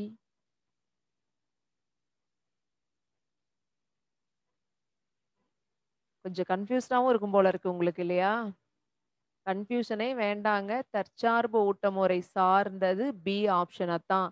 சூரிய ஒளி, பச்சையம், நீர், கார்பன் டை ஆக்சைடு இதுதான். ஒரு சிலர் சி, டிலாம் போட்டிருந்தீங்க. பிரியதர்சினி அண்ட் ராஜி. கொஞ்சம் கவனமா இருங்க. தற்சார்பு ஊட்டமுறைன்னா என்னங்க? ஒளிச்சேர்க்கை. ஒளிச்சேர்க்கை சார்ந்தது இந்த 4 விஷயங்கள தான். ஆக்ஸிஜனுக்கும் ஒளிச்சேர்க்கைக்கும் சம்பந்தம் கிடையாது. ஸோ கன்ஃப்யூஷனே ஆகக்கூடாது. ஓகேங்களா? அடுத்தது, பின்வரும் கூற்றுக்களை சரியா, தவறா என கூறவும். ஸோ எது எது சரி, எது சாரி 2டே ஸ்டேட்மெண்ட் தான் குடுத்திருக்கோம். எது சரி, எது தவறு. ஒளிச்சேர்க்கையின் போது தாவரங்கள் கார்பன் டை ஆக்சைடை உள்ளிழுத்து ஆக்ஸிஜனை வெளியேற்றுகின்றன. 2வது ஸ்டேட்மெண்ட் சுவாசத்தின் போது தாவரங்கள் ஆக்ஸிஜனை உள்ளிழுத்து நீராவியை வெளியேற்றுகின்றன. சரியா, தவறா?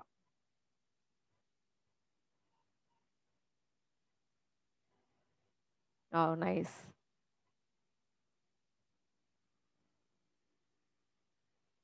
லோகேஷ் கரெக்ட்டா ஆன்சர் போட்டிருக்கீங்க.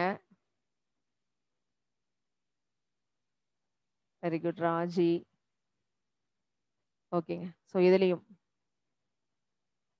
இங்க வந்து ஒளிச்சேர்க்கையின் போது இதுல உங்களுக்கு டவுட்டே வந்திருக்காது. ஸோ ஃபர்ஸ்ட் ஸ்டேட்மெண்ட் சரி அப்படிங்கிறதுல உங்களுக்கு எந்த டவுட்டுமே நிச்சயமா வந்திருக்காதுங்க. ஏன்னா ஒளிச்சேர்க்கைக்கு இப்பதானே மேல பார்த்தோம். கார்பன் டை ஆக்சைடு உள்ள எடுத்துக்குது, ஆக்ஸிஜனை வெளியேத்துது. ஸோ இது டவுட்லெஸ். இங்க தான் நம்ம குழம்புவோம். ஆக்ஸிஜனை உள்ளிழுத்து நீராவியை வெளியே ஆக்ஸிஜனை உள்ளிழுக்கிறது ஓகே. நீராவி போக்குல நீராவி தானே வெளியேத்துது அப்படிங்கிற ஒரு டவுட் நமக்கு மைல்டா வரலாம். ஆனா ஃபர்ஸ்ட்லயே என்ன குடுத்துட்டோம்? சுவாசத்தின் போது அப்படின்னு குடுத்துட்டோம். சுவாசிக்கும்போது நீராவி வெளியேற்றப்படுதா? கார்பன் டை ஆக்சைடு தானேங்க. ஓகேங்களா? அப்போ ஆக்ஸிஜனை உள்ளிழுத்து கார்பன் டை ஆக்சைடை வெளியேற்றுகின்றனங்கிறது தான் சரி. அப்ப 2வது ஸ்டேட்மெண்ட் தவறு. கூற்று 1 சரி, 2 தவறுங்க. அடுத்தது சிட்ரஸ் பழங்களில் நிறைந்துள்ள அமிலம். What's the answer? Very good. Super, super. Very good, very good. D option. ஆ, இ இரண்டும். அஸ்கார்பிக் அமிலம், சிட்ரிக் அமிலம். இது ஏன் இந்த இதுக்கு ஆப்ஷன் எதுக்கு அப்டின்னா, இத பார்த்தோனே நீங்க சொல்லுவீங்க. டக்குனு ஆன்சர் சொல்லுவீங்க. இதுல சந்தேகமே வராது. இதுல இந்த டைம் வந்து கெமிஸ்ட்ரி புக்லயும் பார்த்தீங்கன்னா, சிட்ரஸ் பழங்கள்ல அஸ்கார்பிக் அமிலம் இருக்கு அப்டின்னு சொல்லி குடுத்துருக்காங்க. அப்ப எலுமிச்சம் பழத்துல என்ன அமிலம் இருக்கு அப்டின்னு கேட்டா, சில இடத்துல சிட்ரிக் அமிலம்னு குடுக்குறாங்களே அப்டின்னா. 2மே இந்த இடத்துல ஒண்ணு தாங்க. சிட்ரிக் அமிலமும் சி வைட்டமின தரக்கூடியது தான் அஸ்கார்பிக் அமிலம். சி வைட்டமினோட வேதிப்பெயர் அஸ்கார்பிக் அமிலம் அப்படிங்கிறனால தான் அத வந்து பயாலஜிக்கலா அஸ்கார்பிக் அமிலம்னு சொல்றோம். So both are same. 2மே கரெக்ட் தான். Very good. அடுத்து 7th கொஸ்டின். ஒட்டுண்ணிகளில் காணப்படும் ஹாஸ்டோரியங்களின் மிக முக்கிய பணி. இந்நேரம் நீங்க இதெல்லாம் படிச்சு பார்த்திருப்பீங்க ஃபுல்லா.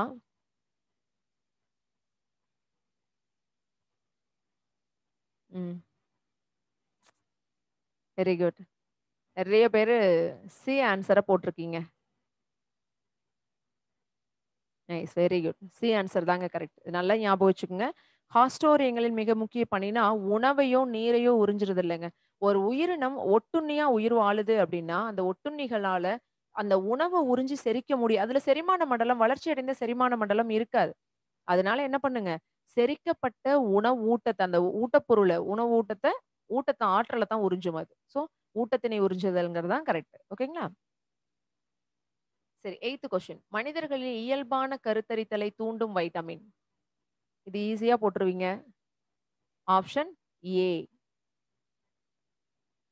Option A. வைட்டமின் இ அப்படிங்கிறது தான் இதுக்கு கரெக்ட்டான ஆன்சர். ஓகேங்களா? இத பார்த்தோனே ஈஸியா பண்ணுவேன். ஏன்னா, வைட்டமின் கே அப்படிங்கிறது ரத்தம் உறைதலோட தொடர்புடையது. வைட்டமின் ஏ அப்படின்னா பார்வை திறனோட தொடர்புடையது. வைட்டமின் டின்னா எலும்புகள் ஆரோக்கியத்தோட தொடர்புடையது. பார்த்தோனே கண்டுபிடிப்போம். அப்ப வைட்டமின் இ தான் இயல்பான கருத்தரித்தலோட தொடர்புடையது. சரிங்களா? சரி 9த் கொஸ்டின். தனது தினசரி உணவில் விலங்கு கொழுப்பு மற்றும் புரதங்களை எடுத்துக்கொள்ளாத ஒருவருக்கு எந்த குறைபாடு ஏற்பட வாய்ப்புகள் அதிகம்? Ninth question.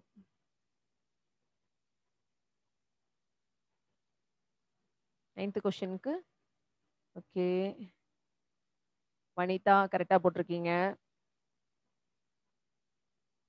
ஷாரா, பிரியா, கோகுல், இல்ல சரசி, நந்தினி, திவ்யா, ஆஹா. விலங்கு கொழுப்பு மற்றும் புரதங்களை எடுத்துக்கொள்ளாத ஒருவருக்குன்னு குடுத்துட்டோம். விலங்கு கொழுப்பு, புரதங்கள் எந்த வைட்டமின் அதிகம் கொண்டதுங்க? B12 வைட்டமின் அதிகம் கொண்டது தான் விலங்கு கொழுப்புகளும், விலங்கு புரதங்களும். ஓகேங்களா? So answer is B. B தான் ஆன்சர். பெர்னீசியஸ் அனீமியா அப்படிங்கிறது தாங்க கரெக்ட். கொழுப்பு மட்டும் அப்படின்னு சொன்னா உடல் எடை குறைவு. புரதம் மட்டும் சொன்னா மிக மெலிந்த தோற்றம், லோ அப்பியரன்ஸ் அல்லது வீக் அப்பியரன்ஸ்னு வரும். ஸோ இது கால்சியம் மற்றும் பாஸ்பரஸ் அப்படிங்கிறது வந்து ஜென்ரலா சும்மா ஒரு ஆப்ஷனுக்காக குடுத்தது. அவ்வளவுதான். ஓகேங்களா? உங்களுக்கு விலங்கு கொழுப்பு மட்டும் ஒருத்தர் சேர்த்தலன்னு சொன்னா, உடல் எடை குறைவு ஏற்படும்னு சொல்லுவோம். விலங்கு புரதங்கள சேர்த்தலேன்னு சொன்னா, மெலிந்த தோற்றம் இருக்கும்னு சொல்லுவோம். 2மே ஒருத்தர் எடுத்துக்கல அப்படின்னா, வைட்டமின் B12 அவர் உடம்புல குறைஞ்சு போகும். So pernicious anaemia. ஓகேங்களா? அடுத்து 10த் கொஸ்டின். நீரிழிவு நோயினால் பாதிக்கப்பட்ட ஒருவரின் சிறுநீர் வழியாக வெளியேற்றப்படும் சர்க்கரை அளவினை கீழ்க்கண்ட எந்த சோதனை மூலம் கண்டறியலாம்?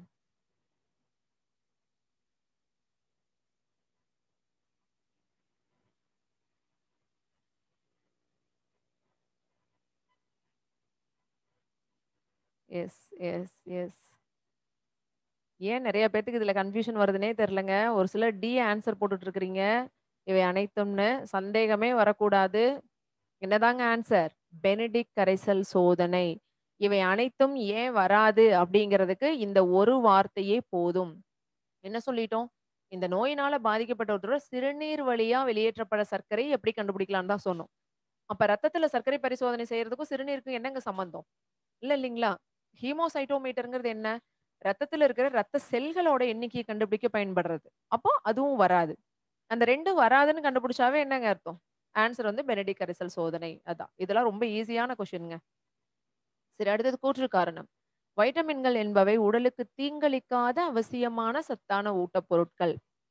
கூற்று அப்படிங்கிறது. அது காரணம். வைட்டமின்களில் கலோரிகள் மிகவும் குறைவு. இது காரணம். சோ இதுல கூற்று காரணம் சரியா தவறா என்ன? சரியா தவறான்னு மட்டும் சொல்லுங்க போதும்.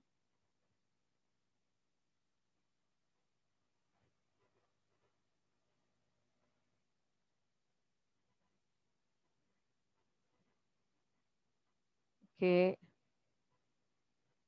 ஒரு சிலர் அப்படியே கன்ஃப்யூஷன்லயே போட்டுட்டு இருக்கிறீங்க. மேக்ஸிமம் பேர் கரெக்ட்ன்னு போட்டிருக்கீங்க. சரின்னு போட்டிருக்கீங்க.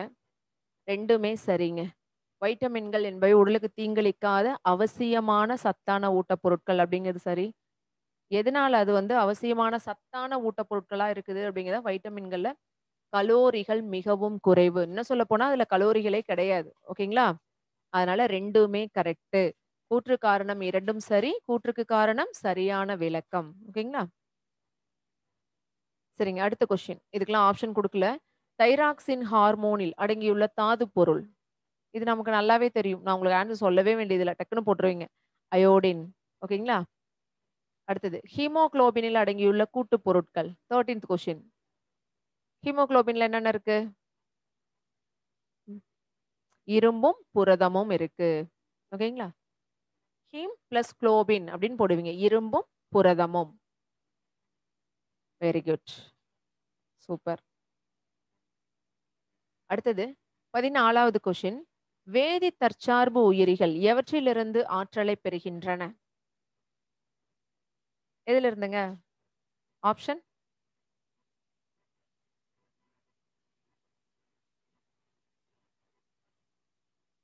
ஒரு சிலர் டியும் போட்டுட்டு இருக்கிறீங்க. வேதி தற்சார்பு உயிரிகள்னு சொல்லிட்டாவே அங்க சூரிய ஒளிக்கு வேலை இல்லை. ஓகேங்களா? ஏன்னா, அதனால தற்சார்பு உயிரிகள்னு சொல்லிட்டாவோ, ஒளி தற்சார்பு உயிரிகள்னு சொல்லிட்டாவோ, அது எத சார்ந்து இருக்குதுங்க? சூரிய ஒளிய சார்ந்து இருக்கும். ஆனா, வேதி தற்சார்பு உயிரிகள்னு சொல்லிர்றோம். எத சார்ந்தது அது? வேதி பொருட்கள்ல இருந்து தான் அது ஆற்றல எடுத்துக்குது. ஓகேங்களா? அப்ப பி ஆன்சர் தான் அது கரெக்ட். சூப்பர். Very good. அடுத்து 15வது கொஸ்டின்ங்க. மைக்கோரைசா வேர்களில் காணப்படும் உறிஞ்சும் அமைப்புகள். இதுக்கு ஆன்சர் டைப் பண்ணிட்டு இருக்காதீங்க. வேணாம் டைம் வேஸ்ட் பண்ண வேண்டாம்.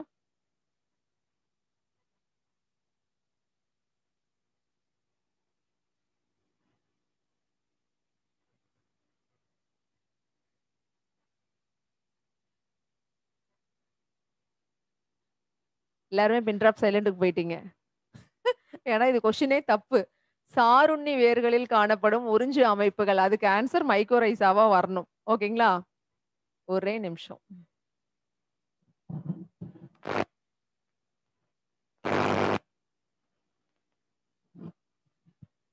இப்ப கொஸ்டின் ஓகேங்களா? சாருண்ணி வேர்களில் காணப்படும் உறிஞ்சும் அமைப்புகளுக்கு தான் பேரு மைக்கோரைசா அப்படின்னு பேருங்க. சாரி நான் தான் அவசரப்பட்ட ஆன்சர யோசிச்சுட்டு கொஸ்டின டைப் பண்ணிட்டேன். இப்ப கரெக்ட்டா மாத்திட்டேங்க. இதான் கொஸ்டின். ஓகேங்களா? சோ அடுத்தது 16த் கொஸ்டின். வேர்க்கடலை தாவரத்தின் வேர் முடிச்சிற்கும், ரைசோபியம் பாக்டீரியாவுக்கும் இடையிலுள்ள உறவு முறை. இது சொல்லலாம். நைஸ். Very good. சிம்பயாசிஸ். கூட்டுயிர் உறவு முறை. Very good. சூப்பர்ங்க. நிஜமா உங்க கிளாஸ்ல நான் எதிர்பார்க்காத ஒரு ரியாக்ஷன் தான். Very good. நல்லா பண்ணியிருக்கீங்க. அடுத்து 17த் கொஸ்டின். ஏன்னா இது உங்களுக்கு எக்ஸ்பிளைன் பண்ண வேண்டியது இல்லன்னு நெனைக்கிறேன். வேர்க்கடலை தாவரம் அப்டின்னாவே லெகுமினேசி தாவரம். பயிறு வகை தாவரம்னு சொன்னோம் இல்லைங்களா? ஸோ பயிறு வகை தாவரம்னாலும் வேர் முடிச்சு தாவரங்கள் அப்டின்னு சொன்னாலும் எல்லாம் ஒண்ணு தான். அந்த வேர் முடிச்சுல வாழக்கூடிய பாக்டீரியங்கள் தான் ரைசோபியம் பாக்டீரியா. இதுக்கு பேரே வேர் முடிச்சு பாக்டீரியங்கள் அப்டின்னு பேரு. இது ஏன் வேர் முடிச்சுகள்ல வாழணும் அப்டின்னா, இப்ப சயனோபாக்டீரியா அப்டின்னு சொன்னா, அ அசிட்டோபாக்டர், அனபினா இது எல்லாமே தனியாவே அசோலா இதெல்லாம் தனியாவே மண்ணுல வாழக்கூடியது தானே அப்டின்னா, இந்த ரைசோபியம் பாக்டீரியானால தனியா மண்ணுல வாழ முடியாதுங்க. அதுக்கான திறன் கெப்பாசிட்டி இதுக்கு இல்ல. தனித்து மண்ணில் வாழாத சயனோபாக்டீரியா அப்டின்னு சொல்லி இதுல சொல்லுவோம். ரைசோபியவ. ஓகேங்க. சரி அதனால தான் ஒரு தாவரத்தோட வேர் முடிச்சுகள்ல இருந்து வளிமண்டல நைட்ரஜன இது நிலைப்படுத்தி குடுக்கும். ஓகேங்க. ஸோ இது 4 ஸ்டேட்மெண்ட் குடுத்திருக்கோம். பின்வரும் கூற்றுகளை சரியா, தவறா எனக் காணவும் அப்படின்னு சொல்லி. ஃபர்ஸ்ட் நமது தோல் சூரிய ஒளியிலிருந்து வைட்டமின் டி யை பெற்றுக்கொள்கிறது. சரியா, தவறா? அடுத்தது வைட்டமின் சி உடலின் நோய் தடுப்பாற்றலை ஊக்குவிக்கிறது. இத பார்த்தோனே சொல்லிருவீங்க. 2வது ஸ்டேட்மெண்ட் சரி அப்படின்னு சொல்லிட்டு. 3வது ஸ்டேட்மெண்ட் இரும்பு, அயோடின், சல்பர் ஆகியவை மனித உடலுக்கு அவசியமான மேக்ரோ தனிமங்கள். இது சின்னதா டவுட் வரும். அடுத்தது லைக்கன்கள் ஒட்டுண்ணி ஊட்டமுறை கொண்டவை. இது கூட லேசா டவுட் வரலாம். நல்லா படிச்சிருந்தீங்கன்னா டவுட் வந்திருக்காது.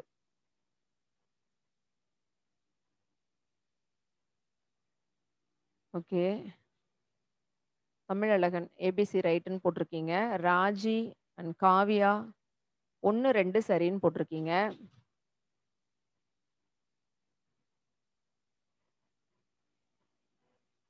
மேக்ஸிமம் அதே தாங்க போட்டிருக்கீங்க. 1, 2 முருகன், பிசி 1, 2, 4 எங்கேயோ நான் உங்கள கன்ஃப்யூஸ் பண்ணிட்டேன். ஓகேங்க. நமது தோல் சூரிய ஒளியிலிருந்து வைட்டமின் டி யை பெற்றுக்கொள்கிறது அப்படிங்கிற ஸ்டேட்மெண்ட் சரியா? தவறுங்க. சூரிய ஒளி நம்ம தோல்ல பட்டா, எர்கோஸ்டிரால் அப்படிங்கிற பொருள் வைட்டமின் டி-ய தயாரிக்குது. சூரிய ஒளியிலிருந்து வைட்டமின் டி-ய நம்ம தோல் உள்வாங்கிக்கல. நல்லா ஞாபகம் வச்சுக்கங்க. சூரிய ஒளி நமக்கு வைட்டமின் டி-ய குடுக்குதா? அது சூரிய வெளிச்சத்த தான் குடுக்குது. அந்த வெளிச்சத்த பயன்படுத்தி நம்ம தோல்ல இருக்கிற ரெட் கோஸ்டால் என்ன பண்ணிக்குதுங்க? வைட்டமின் டி தயாரிச்சுக்குது. ஸோ இந்த ஸ்டேட்மெண்ட்ல குடுக்கும்போது, சூரிய ஒளி படுவதால் தோல் வைட்டமின் டி உற்பத்தி செய்கிறதுன்னு குடுத்திருந்தாங்கன்னா தான் கரெக்ட். ஆனா என்ன பண்ணுது? வைட்டமின் டி பெற்றுக்கொள்கிறதுன்னு குடுத்துருக்கோம். ஸோ இது தவறு. 2வது 1 தவறுங்க. 2வது ஸ்டேட்மெண்ட் சரி. 3வது ஸ்டேட்மெண்ட் தவறு. ஏன்னா, மேக்ரோ தனிமங்கள், பெருமூட்ட தனிமங்கள் அப்படின்னா, calcium, phosphorus, sodium, potassium, magnesium இந்த 5ம் தான் மேக்ரோ தனிமங்கள்.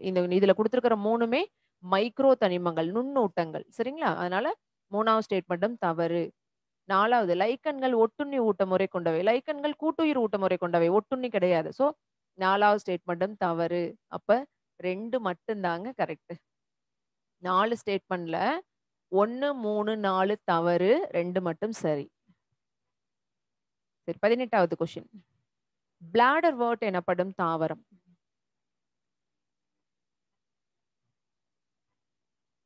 என்னங்க answer? Answer? Yes, yes. Very good. இதுலயும் கொஞ்சம் குழம்பியிருக்கிறீங்க. ஏ வருது, பி வருது, சி வருது, டியும் வந்துருச்சுங்க. Very good. ஆளுக்கு ஒரு ஆப்ஷன சூஸ் பண்ணிட்டீங்க.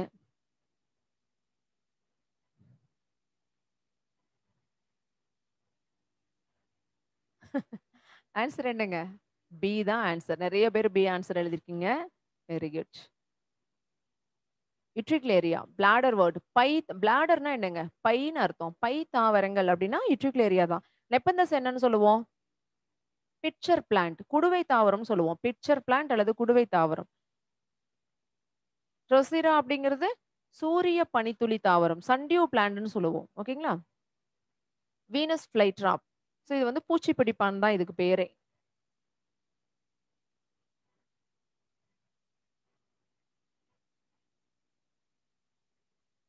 குட். அடுத்ததுங்க 19வது கொஸ்டின். கார்போஹைட்ரேட்டுகள் டேஸ் என்னும் மிகச்சிறிய அலகுகளால் கட்டப்பட்டவை. இப்ப இத நான் சொல்லவே வேண்டியதில்லங்க. ஆன்சர் நீங்களே எழுதிக்கலாம். Very good. சூப்பர். லோகேஷ் கொஞ்சம் டெப்த்தா உள்ள போயிட்டீங்க. நம்ம சொல்லும்போது வந்து மிகச்சிறிய அலகுகள்னு சொல்லிட்டோம். கார்போஹைட்ரேட்டோட மிகச்சிறிய அலகுகள். நீங்களே ஆன்சர் போட்டுங்க. நான் இதுக்கு ஆன்சர் சொல்லல. அடுத்து 20th கொஸ்டின். பூச்சி என்னும் தாவரங்கள் எந்த சத்து குறைவான மண்ணுல இயல்பா வளருது? குட். சூப்பர். நைட்ரஜன் குறைவான மண்ல வளருது. இதுல ஒருத்தர் மட்டும் புரோட்டீன்னு போட்டிருக்கீங்கம்மா. யாரோ ஒருத்தர் மட்டும் புரோட்டீன்னு போட்டிருக்கீங்க. அருள்மொழி. ஓகே. புரோட்டீன்ங்கிறது வராதுப்பா. ஏன்னா மண்ணுல வந்து மண்ணுல இருக்கிற நைட்ரஜன் நம்ம உடம்புக்குள்ள வரும்போது தான் புரோட்டீனா மாற்றப்படுது. சரிங்களா? அப்ப நைட்ரஜன் சத்து அப்படிங்கிறது தான் சரி அதுக்கு. 19வது கொஸ்டினும் சொல்லிட்டு வந்துடுறேன். திட்டிட்டே இருக்காதீங்க. கார்போஹைட்ரேட்டுகள் குளுக்கோஸ் அப்படிங்கிற மிகச்சிறிய அலகுகளால கட்டப்பட்டவை. அடுத்து 21. பார்வை செல்கள். சரியான இணை அல்லது இணைகளை தேர்ந்தெடு. பார்வை செல்கள் வைட்டமின் ஏன்னு குடுத்துருக்கோம். ஆரோக்கியமான தோல் வைட்டமின் பின்னு குடுத்துருக்கோம். ரத்த சிவப்பணு முதிர்வு வைட்டமின் பி12. ரத்தம் உறைதல்னா வைட்டமின் கே. ம். இதுல சரியான இணை எது?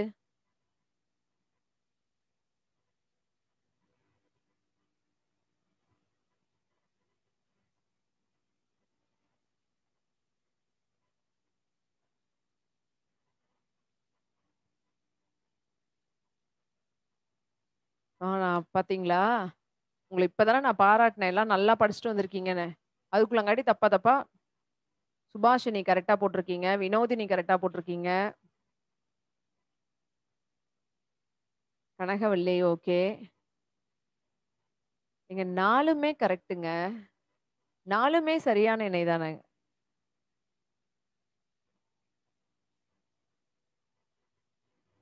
4மே கரெக்ட்.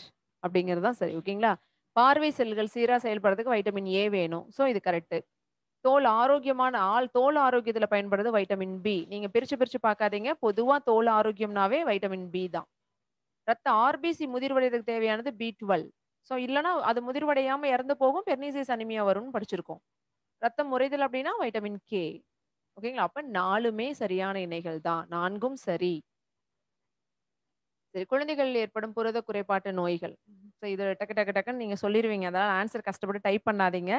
நீங்க அப்புறமா நீங்க கொஸ்டின் பேப்பர் வந்துட்டு எடுத்து ஆன்சர் எழுதிக்கிங்க. ஓகேங்களா? பியூஃபா என்பதன் விரிவாக்கம். இதுவும் உங்களுக்கு தெரியும். பாலி அன்சாச்சுரேட்டட் ஃபேட்டி ஆசிட் அப்படிங்கிறது. பியூஃபா அப்படிங்கிறது எசென்சியல் ஃபேட்டா, நான் எசென்சியல் ஃபேட்டா? அவசியமான கொழுப்பா, அவசியமற்ற கொழுப்பா? பியூஃபாங்கிறது. அதுக்கு மட்டும் பதில் சொல்லுங்க.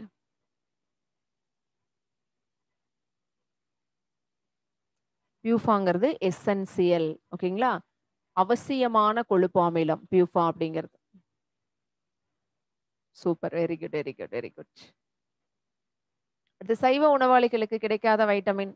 இதெல்லாம் ரொம்ப சிம்பிளா கொஸ்டின் குடுத்துட்டேன். B12 very good. அடுத்தது ரத்தத்தில் உள்ள அளவுக்கு அதிகமான கொழுப்புகள் மனிதர்களில் சேமிக்கப்படும் பகுதி. Adipose tissue. ஓகேங்களா?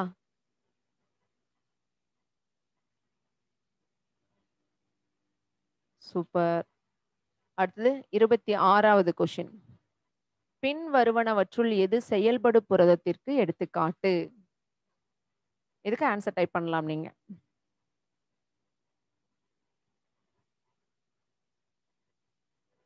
Answer good. Very good. சூப்பர்ங்க. எல்லாரும் ஒரு சேர ஒரே ஆன்சர் தான் அனுப்பிச்சிருக்கீங்க. இதுக்கு ஆன்சர் டி ஆப்ஷன். என்சைம்கள் அப்படிங்கிறதாங்க சரி. செயல்படு புரதம் ஆக்டிவ் புரோட்டீன்னு சொல்லிட்டாவே என்சைம்கள் தான். தோல், கை, கால், நகங்கள் இதெல்லாம் இருக்கிறதெல்லாம் வந்து அமைப்பு புரதங்கள் அப்படின்னு சொல்லுவோம். ஹார்மோன்கள்ல எல்லா ஹார்மோன்களும் புரத ஹார்மோன்களா இருக்கணுங்கிற அவசியம் கிடையாது. அதனால அத வந்து நம்ம சொல்ல மாட்டோம். ஓகேங்களா? என்சைம்கள் அப்படிங்கிறது தான் ஆன்சர் கரெக்ட். சரிங்க. அமோனியா தாவரங்களால நைட்ரேட்டுகளா, பின்னர் நைட்ரேட்டுகளா? அதாவது அமோனியா அப்படிங்கிற வேதிப்பொருள் தாவரங்கள் என்னவா மாத்துது? ஃபர்ஸ்ட் நைட்ரேட்டுகளா மாத்துது. அப்புறம் நைட்ரேட்டுகளா மாத்துது. இந்த நிகழ்வு எவ்வாறு அறியப்படுகிறது? ஆன்சர்.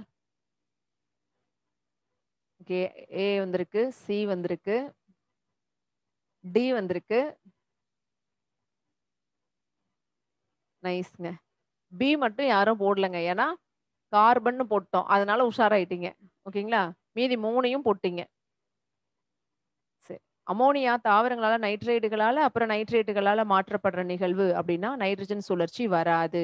ஏன்னு ஞாபகம் வச்சுக்கோங்க. நைட்ரஜன் அமோனியாவாயி, அமோனியா நைட்ரேட்டுகளா மாறி, நைட்ரேட்டுகளா மாறி, அந்த நைட்ரேட்டுகள் மறுபடியும் நைட்ரேட்டுகளா ஒடுங்கி, அமோனியாவா மாறி, நைட்ரஜனா திருப்பி வளிமண்டலத்துக்கு போனா தான் அதுக்கு பேரு நைட்ரஜன் சுழற்சி. நைட்ரஜன்ல இருந்து நைட்ரேட் வரணும். திருப்பி நைட்ரேட்ல இருந்து நைட்ரஜன் மாறி வளிமண்டலத்துக்கு போகணும். இது ரொட்டேஷன்ல வந்தா தான் நைட்ரஜன் சுழற்சி. ஓகேங்களா? கார்பன் சுழற்சி வராது. நீங்களே எடுத்துட்டீங்க. அமோனிஃபிகேஷன்னா என்னன்னா, ஒரு நைட்ரஜன் கேஸ் அமோனியாவா மாற்றப்படுறதுக்கு பேரு தான் அமோனிஃபிகேஷன். அமோனியா வாக்கல் அப்படின்னு சொல்லுவோம் இல்லைங்களா? அது. ஸோ அது வராது. ஏன்னா நீங்க அமோனியா தான் நைட்ரேட்டா மாற்றப்படுதுன்னு சொன்னோம். ஸோ அது ஆன்சர் வராது. நைட்ரிஃபிகேஷன் அப்படிங்கிறதாங்க கரெக்ட். அதாவது அமோனியா நைட்ரைடா அப்புறம் நைட்ரேட்டா மாத்தப்படுறதுக்கு பேரு நைட்ரிஃபிகேஷன் அப்படிங்கிறது தான் ஆன்சர் கரெக்ட். அடுத்தது நீர்வாழ் தகவமைப்பு கொண்ட பின்வரும் எந்த உயிரினங்களில் வளிமண்டல நைட்ரஜனை நிலைநிறுத்தும் திறன் காணப்படுகிறது? அக்வாட்டிக் ஹாபிடேஷன் சாரி தண்ணீர்ல வாழக்கூடிய எந்த உயிரினங்கள்ல நைட்ரஜன் நிலைநிறுத்தக்கூடிய திறன் இருக்கு? 4 ஆப்ஷன் கொடுத்திருக்கோம். Answer good. Super, super. B, D, C 3 answer வந்திருக்கு.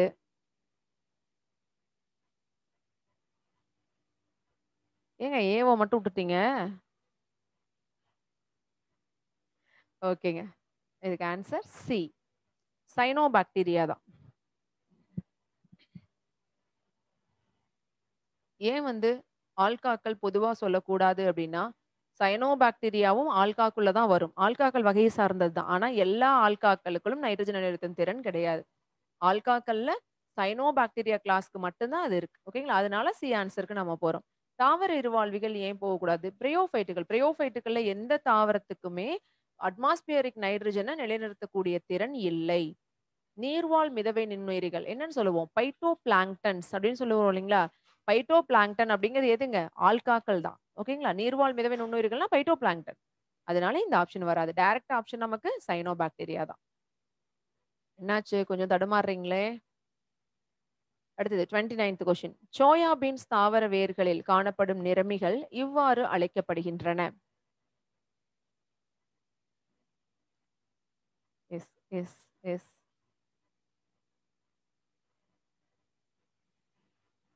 குட். இங்கேயும் வந்து என்ன பண்ணிட்டீங்கன்னா, ஹீமோகுளோபின மட்டும் விட்டுட்டீங்க. ஏன்னா ஹீமோகுளோபின் சிவப்பு நிறமா இருக்கும். நம்ம உடம்புலலாம் இருக்குது. சோயா பீன்ஸ் தாவர வேர்ல அது எங்க வரும்? அப்படின்னு நினைச்சு அத மட்டும் விட்டுட்டீங்க. மீதி 3யும் ஆன்ஸரா போட ஆரம்பிச்சிட்டீங்க.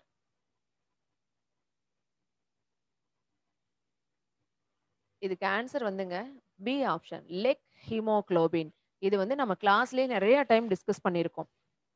நைட்ரஜன நிலைநிறுத்தக்கூடிய தாவர வேர்கள்ல அந்த இடத்துக்கு ஆக்ஸிஜன வரத தடுக்கிறதுக்காக இருக்கிற நிறமிக்கு தான் பேரு லெக் ஹீமோகுளோபின். நிப் ஜீன்கள் அப்படின்னு படிச்சிருக்கோம் இல்லைங்களா? அந்த நிப் ஜீன்கள் இருக்கிற இடத்துல லெக் ஹீமோகுளோபின்ங்கிற நிறமி இருக்கும். அந்த நைட்ரஜன் நிலைநிறுத்தக்கூடிய இடத்துக்கு இது ஆக்ஸிஜன் வராம பார்த்துக்கும். ஓகேங்களா? இங்க ஏன் மத்ததெல்லாம் வராதுன்னா, ஹீமோகுளோபின் நம்ம ரத்தத்துல இருக்கக்கூடிய நிறமி. சோ, அதனால அது வராது. தூக்கிரலாம். Phyto erythrin. எரித்ரோனா சிவப்பு. அண்ட் பைட்டோசயனின். சயனின்னா நீலம். இந்த 2மே ஒளிச்சேர்க்கை நிறமிகள். பைட்டோ எரித்ரின், பைட்டோசயனின் இது 2மே ஒளிச்சேர்க்கை நிறமிகள். ஒளிச்சேர்க்கை நிறமிகள் எங்க இருக்கும்? வேர்ல இருக்குமா? இருக்காது. ஓகேங்களா? சோ, அப்ப அந்த 2யும் தூக்கிரலாம். அப்ப ஆன்சர் நீங்க இதுக்கு என்னன்னே தெரியலனா கூட, நான் இப்ப ஹீமோகுளோபின் நம்ம உடம்புல இருக்கும். சோ, வராது. பைட்டோ எரித்ரின், பைட்டோசயனின் இது 2 ஒளிச்சேர்க்கை நிறமிகள். இது வேர்ல இருக்கிறதுக்கு வாய்ப்பு இல்ல. சோ, 3யுமே தூக்கிட்டு லெக் ஹீமோகுளோபின் தான் ஆன்சர்ன்னு நீங்க அழகா போயிருக்கலாம். சரிங்களா? சரி 13th கொஸ்டின். உயிரினங்கள் தனது உணவு ஆற்றலை சாரிங்க இது வந்து ஏடிபி.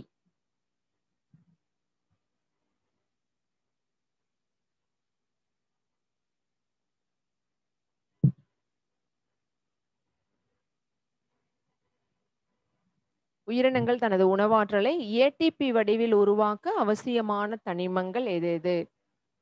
என்னங்க ஆன்சர் வரும்? Come on fast. Yes, yes. Anitha நீங்க போட்ட ஆன்சர் கரெக்ட்டுமா? அண்ட் தீபா கரெக்ட்டா போட்டிருக்கீங்க.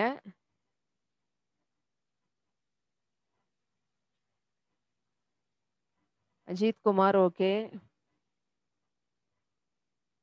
காவ்யா, வினோதினி சூப்பர். பிரியா, சுபாஷினி, வித்யா சூப்பர்மா. ஷாரா ஓகே. ஆன்சர் வந்து டி ஆப்ஷன். டிங்கிறது தான் கரெக்ட். உயிரினங்கள் தனது உணவாற்றலை ஏடிபி வடிவில் உருவாக்க அவசியமான தனிமங்கள்னு நம்ம சொல்லிட்டோம். இந்த இடத்துல நீங்க டக்குன்னு புடிச்சிருக்கலாம். ஏடிபினா என்ன? Adenosine triphosphate. பாஸ்பேட் அப்படிங்கிற வடிவுல பாஸ்பரஸ் உள்ள வந்துருதுங்களா?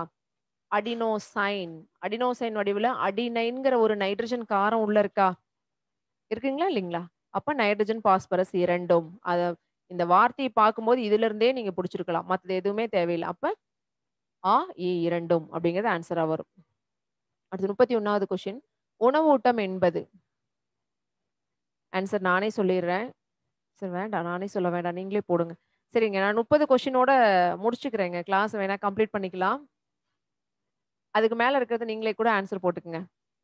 இந்த பிடிஎஃப் வருதுல்ல, பார்த்து போட்டுக்கலாம் நீங்க. முடிச்சுக்கலாங்களா? இல்ல கம்ப்ளீட் பண்ணிரலாமா? சரி விடுங்க கம்ப்ளீட் பண்ணிருவோம்.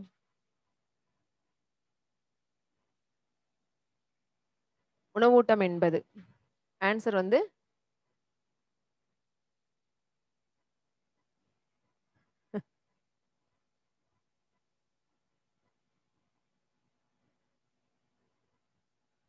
31வது கொஸ்டினோட நான் கம்ப்ளீட் பண்றேங்க. உடலுக்கு வெளியிலிருந்து ஆற்றல் தரும் மூலத்தை எடுத்துக்கொள்வது அப்படிங்கிறதாங்க கரெக்ட். மத்ததெல்லாம் ஏன் வராது அப்படின்னா, நீர் வெளியிடும் மூலத்தை எடுத்துக்கொள்வது அப்படின்னா, உடலுக்கு வந்து தண்ணீர் சத்த மட்டும் கொடுக்கக்கூடியதை எடுத்துக்கிட்டா போதும்னு அர்த்தம். உடலுக்கு திரவ பொருளை அளிப்பது அப்படின்னா, இதுவும் அதே தான் அர்த்தம். இவை 3ங்கிறது வராது. உடம்புக்கு வந்து ஆற்றல் அதாவது கலோரிகள கொடுக்கக்கூடிய ஃபுட் சோர்ஸ் ஏதோ அத இன்டேக்கிங்ல உள்ள குடுக்கறதுக்கு தான் பேரு நியூட்ரிஷன் உணவூட்டம் அப்படின்னு பேருங்க. ஓகேங்களா? சரிங்க. 32வது கொஸ்டின்ல இருந்து 45 கொஸ்டின்ஸ் போட்டிருக்கேன். ஸோ அதுவரைக்கும் நீங்க ஆன்சர் பண்ணிடுங்க. டவுட் இருந்தா நான் அடுத்த கிளாஸ் வரும்போது மறுபடியும் டிஸ்கஸ் பண்ணுவோம்.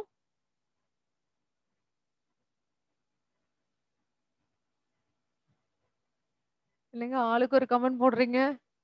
முடிச்சிரட்டா? ஓகே. எனக்கும் இன்னும் டைம் இன்னும் ஒரு 10 நிமிஷம் இருக்கு. சரி ஃபாஸ்ட்டா பாத்துரலாம் விடுங்க.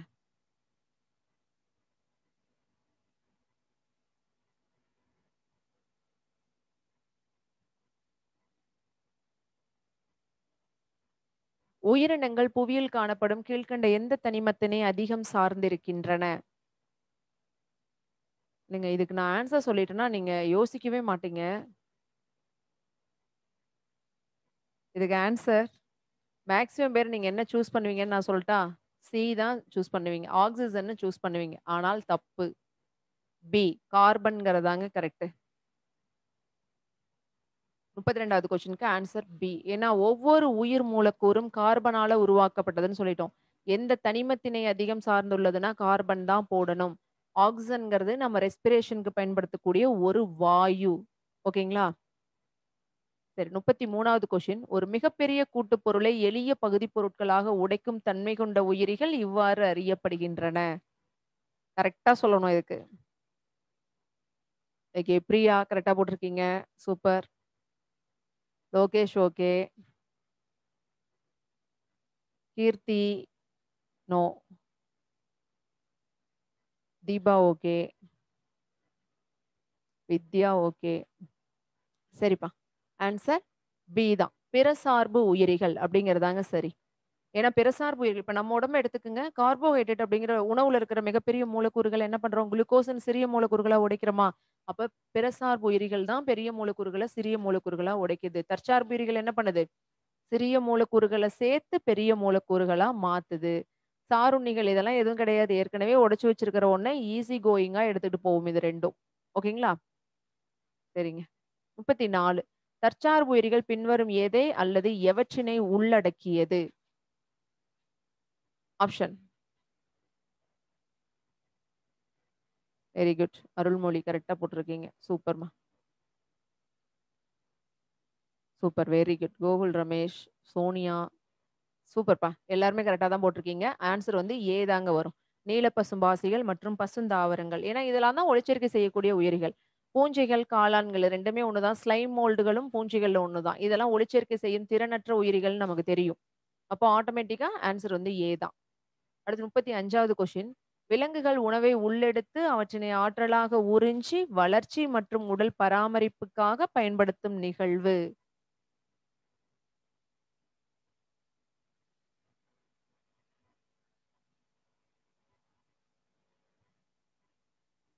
சூப்பர். ராஜி மட்டும் கரெக்ட்டா ஆன்சர் போட்டிருக்கீங்க. ராஜி, சிவரஞ்சிதா, லோகேஷ், ஜித்குமார், சந்தியா.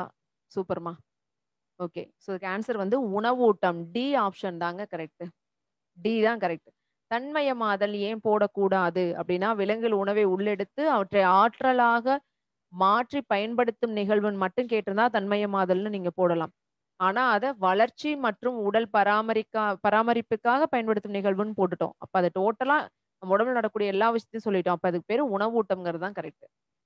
36 பின்வரும் எந்த ஒன்று உடலால் எளிதாக செரிக்கப்படும் புரதத்தின் மிக முக்கிய மூலம்? முட்டையின் வெள்ளை அல்வா தான் வெள்ளைக்கருன்னு சொல்லுவோம் இல்லையா? முட்டையோட எக் ஒயிட்ன்னு சொல்லுவோம். சோயா பீன்ஸ், மீனோட ஃப்ளஷ் தசைகள், ரெட் மீட் அதாவது இறைச்சி.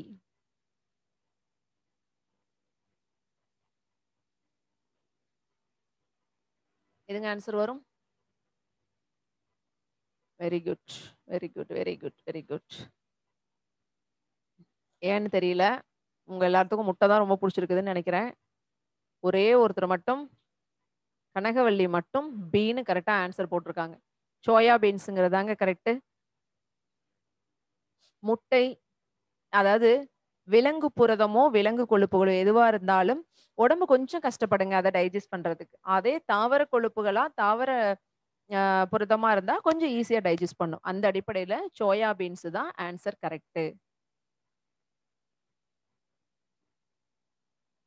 Okay.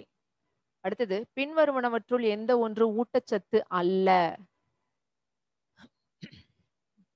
S, yes. Gokul Ramesh. Super. So நெறைய பேர் கரெக்ட்டா போட்டீங்க. டி தாங்க ஆன்சர். ஏன்னா மீதி 3மே நியூட்ரியன்ட்ஸ் ஊட்டச்சத்துகள். ஆனா இது மட்டும் ஊட்டச்சத்துக்கள் தரக்கூடிய ஒரு ஊட்டப்பொருள். ஓகேங்களா? சோ அதனால வித்தியாசம். டி தான் ஆன்சர். 38வது கொஸ்டின். நம்ம கார்போஹைட்ரேட்ல இருந்து எடுத்துக்கொள்ள வேண்டிய ஆற்றலின் அளவு. 38க்கு answer. Yes very good, very good, very good. D தாங்க ஆன்சர். 50 அண்ட் எபவ்ங்கிறதாங்க கரெக்ட். வித்தின் 50. இது நான் உங்களுக்கு ஆப்ஷன் இப்படி குடுத்ததுக்கு காரணமே இதுதான். 35 டூ 50ன்னு போடக்கூடாதுங்க. 50க்குள்ள கிடையாது. 50%க்கு மேல தான் நம்ம உடம்பு கார்போஹைட்ரேட்ல இருந்து எடுத்துக்கும். ஓகேங்களா? அப்ப 50 டூ 65ங்கிறது தான் கரெக்ட். இது ஏற்கனவே ஒரு எக்ஸாம்ல கேட்டிருக்காங்க. அதுல இருந்து எடுத்த கொஸ்டின் தான் இது. அடுத்து பின்வரும் கூற்றுகளை சரியா தவறா என காணவும். தற்சார்பு உயிரிகள் தனது உணவை தானே தயாரித்துக் கொள்கின்றன. சரி. இத பார்த்தோன்னா நீங்க போட்டுருவீங்க. பிறசார்பு உயிர்கள் நேரடியாகவோ அல்லது மறைமுகமாகவோ தற்சார்பு உயிர்களை சார்ந்துள்ளன. இதுவும் சரி. அடுத்தது கார்பன் கூட்டுப் பொருட்கள் உயிரிகளில் ஆற்றலை உருவாக்கும் மிக முக்கிய மூலமாக செயல்படுகின்றன. சூப்பர்ங்க. எல்லாமே கரெக்ட்டுங்க. 3 ஸ்டேட்மெண்ட்டுமே கரெக்ட். நைஸ். எல்லாருமே அதான் போட்டிருக்கீங்க. சூப்பர். Very good. அடுத்து 40வது கொஸ்டின். பின்வரும் எந்த வைட்டமின் வெப்பத்தினால் அழிந்து போகிறது? Super, super, super, super. Very குட்ங்க, வெரி குட்ங்க. அஸ்கார்பிக் அமிலம். C answer. ஏன்னா வைட்டமின் சி தான் வந்து சூடுபடுறதுனால அழிஞ்சு போகும்னு நம்ம படிச்சிருக்கோமா? சமைக்கிறதுனால அழிஞ்சு போகுது அப்படின்லாம் படிச்சிருக்கோம் இல்லைங்களா? அப்போ வைட்டமின் சி அஸ்கார்பிக் அமிலம்ங்கிறது தான் சரி. இனிமே வர 5 கொஸ்டினுக்கும் ஆப்ஷன் இருக்காதுங்க. இரவு குருடு என்பது எந்த வைட்டமின் குறைபாடு? என்ன vitamin? A vitamin. Okay very good. அடுத்து எந்த தனிமம் மற்றும் வைட்டமின் குறைபாட்டினால் எலும்புகள் பலவீனமாகும் ரிக்கெட்ஸ் மற்றும் ஆஸ்டியோமலேசியா போன்ற பற்றாக்குறை நோய்கள் உருவாகின்றன? தனிமம் அப்படின்னா கால்சியம், வைட்டமின்னா டி. Very good. டக்கு டக்கு டக்குன்னு ஆன்சர் பண்றீங்க. சூப்பர்ங்க. தனிமம் அப்படிங்கிறது கால்சியம், வைட்டமின்ங்கிறது டி வைட்டமின். சரி. 43வது கொஸ்டின். நரம்பு மண்டலம், உணவு மண்டலம் இயல்பாக செயல்படுவதில் வைட்டமின் பி1 பெரும் பங்காற்றுகிறது. எனில் இந்த வைட்டமின் பற்றாக்குறையால் ஏற்படும் குறைபாடு எவ்வாறு அறியப்படும்? சூப்பர்ங்க. பெரி பெரி. பி1 குறைபாட்டு நோய்னா என்னன்னு சொல்லுவோம்? பெரி பெரின்னு சொல்லுவோம். ஓகேங்களா? நெக்ஸ்ட் வைட்டமின் சி குறைபாட்டினால் உடலில் நோய் தடுப்பாற்றல் பாதிக்கப்படுவதுடன் பல் ஈறுகளில் ரத்தம் வடியும் டேஸ் என்ற குறைபாட்டு நோயும் உண்டாகும். குட். ஸ்கர்வி. வெரி குட்ங்க, வெரி குட்ங்க. ஸ்கர்வி. வைட்டமின் சி குறைபாடுனாவே ஸ்கர்வி தான். Very good. எல்லாருமே ஒரே ஆன்சர். இந்த ஹோலோசோயிக் மற்றும் ஹோலோபைட்டிக் ஆகிய சொற்கள் எதனை குறிக்கின்றன? இது கஷ்டப்பட்டு டைப் பண்ண வேண்டாம். நான் ஆன்சர் சொல்லிடுறேன். வாட்ச் பண்ணிக்கோங்க. ஹோலோசோயிக் அப்படின்னா விலங்குகள் திட நிலையில உணவு உட்கொள்றத குறிக்கும். ஹோலோபைட்டிக் அப்படின்னா தாவரங்கள் திரவ நிலையில உணவை எடுத்துக்கிறத குறிக்கும். ஹோலோசோயிக் அப்படின்னா விலங்குகள் திட நிலையில உணவை உட்கொள்றத குறிக்குங்க. விலங்குகள் திடநிலை உணவு அப்படின்னு போடணும். ஹோலோபைட்டிக்னா தாவரங்கள் திரவ நிலை உணவு. அவ்வளவுதான். ஓகேங்களா? சரிங்க. இந்த கொஸ்டின்ஸ் உங்களுக்கு வந்து பிடிஎஃபா வந்துரும். இதுக்கு ஆன்சர் எதிர்பார்க்காதீங்க. ஆன்சர் நான் இப்ப சொல்லிட்டேன். பிடிஎஃபா வந்துரும். நீங்க தான் அதை எடுத்து எழுதி நீங்க ஆன்சர் எழுதிக்கணும். சரிங்களா? அடுத்த கிளாஸ் வரும்போது இப்போ உணவியல் முடிச்சிருக்கோங்களா? உணவியல் முடிச்சுட்டு பிளட் சர்க்குலேஷன் இதே மாதிரி ஒரு 50 கொஸ்டினோட வரேன். ஸோ இதே மாதிரி கொஞ்சம் ஆப்ஷனோடவும் கொஞ்சம் இந்த மாதிரி எலிமெண்டரி கொஸ்டின்ஸ்க்கு ஆப்ஷன் இல்லாமையும். ஓகேங்களா?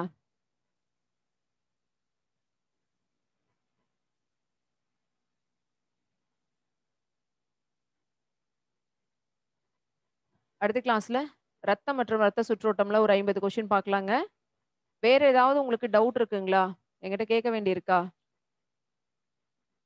10வது கொஸ்டினுக்கு ஆன்சர் கேட்டிருந்தீங்கப்பா. ஆன்சர் பி பெனடிக்ட் கரைசல் சோதனை அப்படிங்கிறது. 11வது கொஸ்டினுக்கு கூற்று காரணம் இரண்டும் சரி. கூற்று காரணம் சரியான விளக்கம்.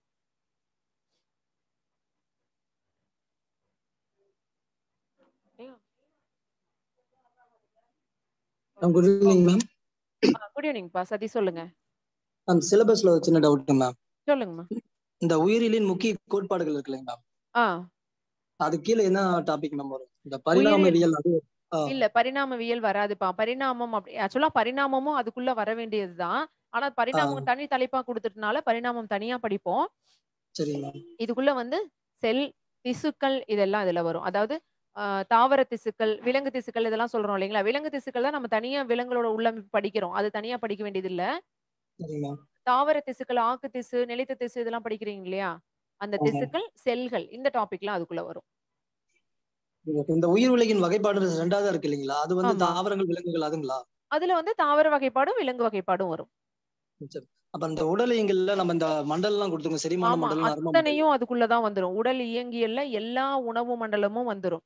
ரத்த சரி. சுற்றோட்டத்துல ஆரம்பிச்சு, கடைசியா ம். இப்ப நம்ம நரம்பு மண்டலமா முடிச்சிருக்கோம் பாருங்க. ஆமாங்க மேம். எல்லாமே ரத்த சுற்றோட்டம், கழிவு நீக்கம், நரம்பு, தசை, எலும்பு, செரிமானம், ம். நாளமில்லா சுரப்பிகள், சுவாசம் அத்தனையுமே இனப்பெருக்கம் அவ்வளவுமே அந்த பிசியாலஜிக்குள்ள வரும். அது மட்டும் இல்ல, தாவரங்களோட ம். ஒளிச்சேர்க்கை, நீராவி போக்கு, மகரந்த சேர்க்கை இப்படிலாம் படிச்சோம் இல்லைங்களா? ஆமாங்க மேம். அவ்வளவும் அதுக்குள்ள தான் வரும்.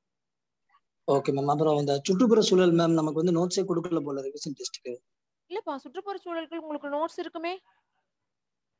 அதுல ஏதோ கொஞ்சம் மிஸ் ஆன மாரி இருக்குங்க மேம். இல்லையே ரிவிஷன் கிளாஸ்க்கு எல்லாமே நோட்ஸ் இருக்குங்களே! அது வராம கொஞ்சம் பிடிஎஃப்பா இருக்கிறதுக்குலாம் போட வாய்ப்பே இல்ல. முடியுங்களா? சரி ஓகேப்பா. ஒண்ணும் பிரச்சனை இல்ல. நோட்ஸ வந்து உங்க கிளாஸ்க்கு வேணா ஒரு டைம் பிடிஎஃப்பா போட சொல்லிறலாம். ம். Okay ma'am. Thank you ma'am. Okay, ஓகேப்பா. ஓகே. அடுத்தது YO 1935ன்னு ஒருத்தவங்க இருக்கீங்கப்பா. மேம் வணக்கங்க மேம். வணக்கம்ப்பா. சொல்லுங்க. மேம் எனக்கு இந்த இது வீடியோ பிரேக் ஆயிட்டு வந்ததுக்கப்புறம் எனக்கு வந்து சாட் பண்ணா எனக்கு சென்ட் ஆகவே இல்லைங்க மேம். ராஜாஜி இஸ் அப்படியா? நாட் இன் திஸ் மீட்டிங்னே வந்துட்டு ஓ! இருந்ததுங்க மேம். சரிப்பா. Okay, okay. தெரியல. என்ன நான் பிரச்சனைன்னு எனக்கு தெரியல. நானும் சேட் பண்ணேன். அது வீடியோ பிரேக் ஆயிட்டு வந்ததுக்கப்புறம் அது சேட் ஆகவே இல்லைங்க மேம். அப்புறம் ஓகே, இன்னொரு ஓகேப்பா. விஷயங்க மேம், ஆ. அது மத்தவங்களுக்கு ம். தயவு செஞ்சு லேடீஸ் வந்துட்டு கிளாஸ் வரும்போது ஒரு தடவைக்கு 2 தடவ வீடியோ மியூட் ஆயிருக்கான்னு பார்த்துட்டு தயவு செஞ்சு வர சொல்லிருங்க மேம். ஓகே. இது எல்லாத்துக்கும் எல்லா சொல்றேன். கிளாஸ்லயும் சொல்லிர்றதுதான்ப்பா. ஆனா சில ஆ டைம்ல என்ன அவங்களுக்கு தெரியாம பண்றோன்னே பண்ணிடுறாங்க. தெரியாமயே அவங்க பண்ணிட்டு இருக்காங்க மேம். ஒரு தடவைக்கு 2 தடவ கிளாஸ் உள்ள நுழையும்போதே செக் பண்ணிக்க சொல்லிருங்க மேம். Okay, okay. இல்ல இது திருப்பி நானும் ரிமைண்ட் நெறைய டைம் பண்ணிருங்க. சொல்லியிருக்கேன். ஓகே. நம்ம சொல்லிக்கலாம். ஒண்ணும் பிரச்சனை இல்ல. ஓகேங்க ma'am. Okay, okay. Thank you. ஓகேப்பா. ஓகே. ஓகேப்பா. Thank you ma'am. சரிங்க. ஓகே. நம்ம இதோட கிளாஸ் கம்ப்ளீட் பண்ணிக்கலாம். அதே மாரி உணவியல் அப்படிங்கிற டாபிக் வந்து, நாம இப்ப படிக்கிற நம்ம டாபிக்ல குடுத்துருக்க இந்த ஊட்டச்சத்துக்கள் இதெல்லாம் மட்டும் இல்லங்க. தாவர ஊட்டம் அப்படின்னு ஒண்ணு படிப்போம் இல்லைங்களா? தாவரங்களுக்கு வந்து என்னென்ன ஊட்டச்சத்துக்கள் அவசியம்? நைட்ரஜன், பாஸ்பரஸ், பொட்டாசியம், என்பிகே இதெல்லாம் படிப்போம் இல்லைங்களா? அ அந்த இது எல்லாமே சேர்த்தி தான். தாவர ஊட்டமும் சேர்த்தி தான் இதுக்குள்ள கவர் ஆகும். இன்னைக்கு வந்து நான் அதிகமா அதுலருந்து கொஸ்டின் குடுத்துருக்க மாட்டேன். அது இன்னொரு கிளாஸ்ல நம்ம பார்த்துக்கலாம் அப்படிங்கிறனால. தாவர செயலில் எழுதும்போது அதையும் சேர்த்து நம்ம பண்ணிருவோம். உணவியல்ங்கிறது தாவர உணவூட்டம், விலங்கு உணவூட்டம் 2ம் சேர்ந்தது தாங்க உணவியல் அப்படிங்கிற டாபிக். சிலபஸ்ல ஏதாவது உங்களுக்கு டவுட் இருந்ததுன்னா, மறுபடியும் அடுத்த கிளாஸ்லோட என்கிட்ட டிஸ்கஸ் பண்ணிருங்க. நான் கிளியரா உங்களுக்கு சொல்லிர்றேன். ஓகேங்களா? அடுத்த கிளாஸ் வரும்போது ரத்த சுற்றோட்டம். உங்களுக்கு எந்தெந்த ரத்த சுற்றோட்டம் எந்தெந்த டாபிக்ல ஸ்கூல் புக்ல இருக்குதுன்னும் ஆல்ரெடி பிடிஎஃப் உங்களுக்கு போட்டிருக்கு. ஆல்ரெடி நீங்க நோட்ஸ் படிச்சிருக்கீங்கன்னா, புக்கையும் சேர்த்து படிச்சுட்டு வாங்க. நான் கொஸ்டின் எடுக்கிறது புக்கு, நோட்ஸ் எல்லாமே கம்பேர் பண்ணி தான் எடுப்பேன். அதே மாரி ஏற்கனவே எக்ஸாம்ல கேட்ட கொஸ்டின்ஸ் எல்லாம் சேர்த்து தான் எடுத்திருப்பேன். அடுத்த கிளாஸ்ல இதே மாரி ஒரு 50 கொஸ்டினோட வரேன். நம்ம டிஸ்கஸ் பண்ணுவோம். ஓகேங்களா? சரிங்க. Thank you. மறுபடியும் அடுத்த கிளாஸ்ல பார்ப்போம்.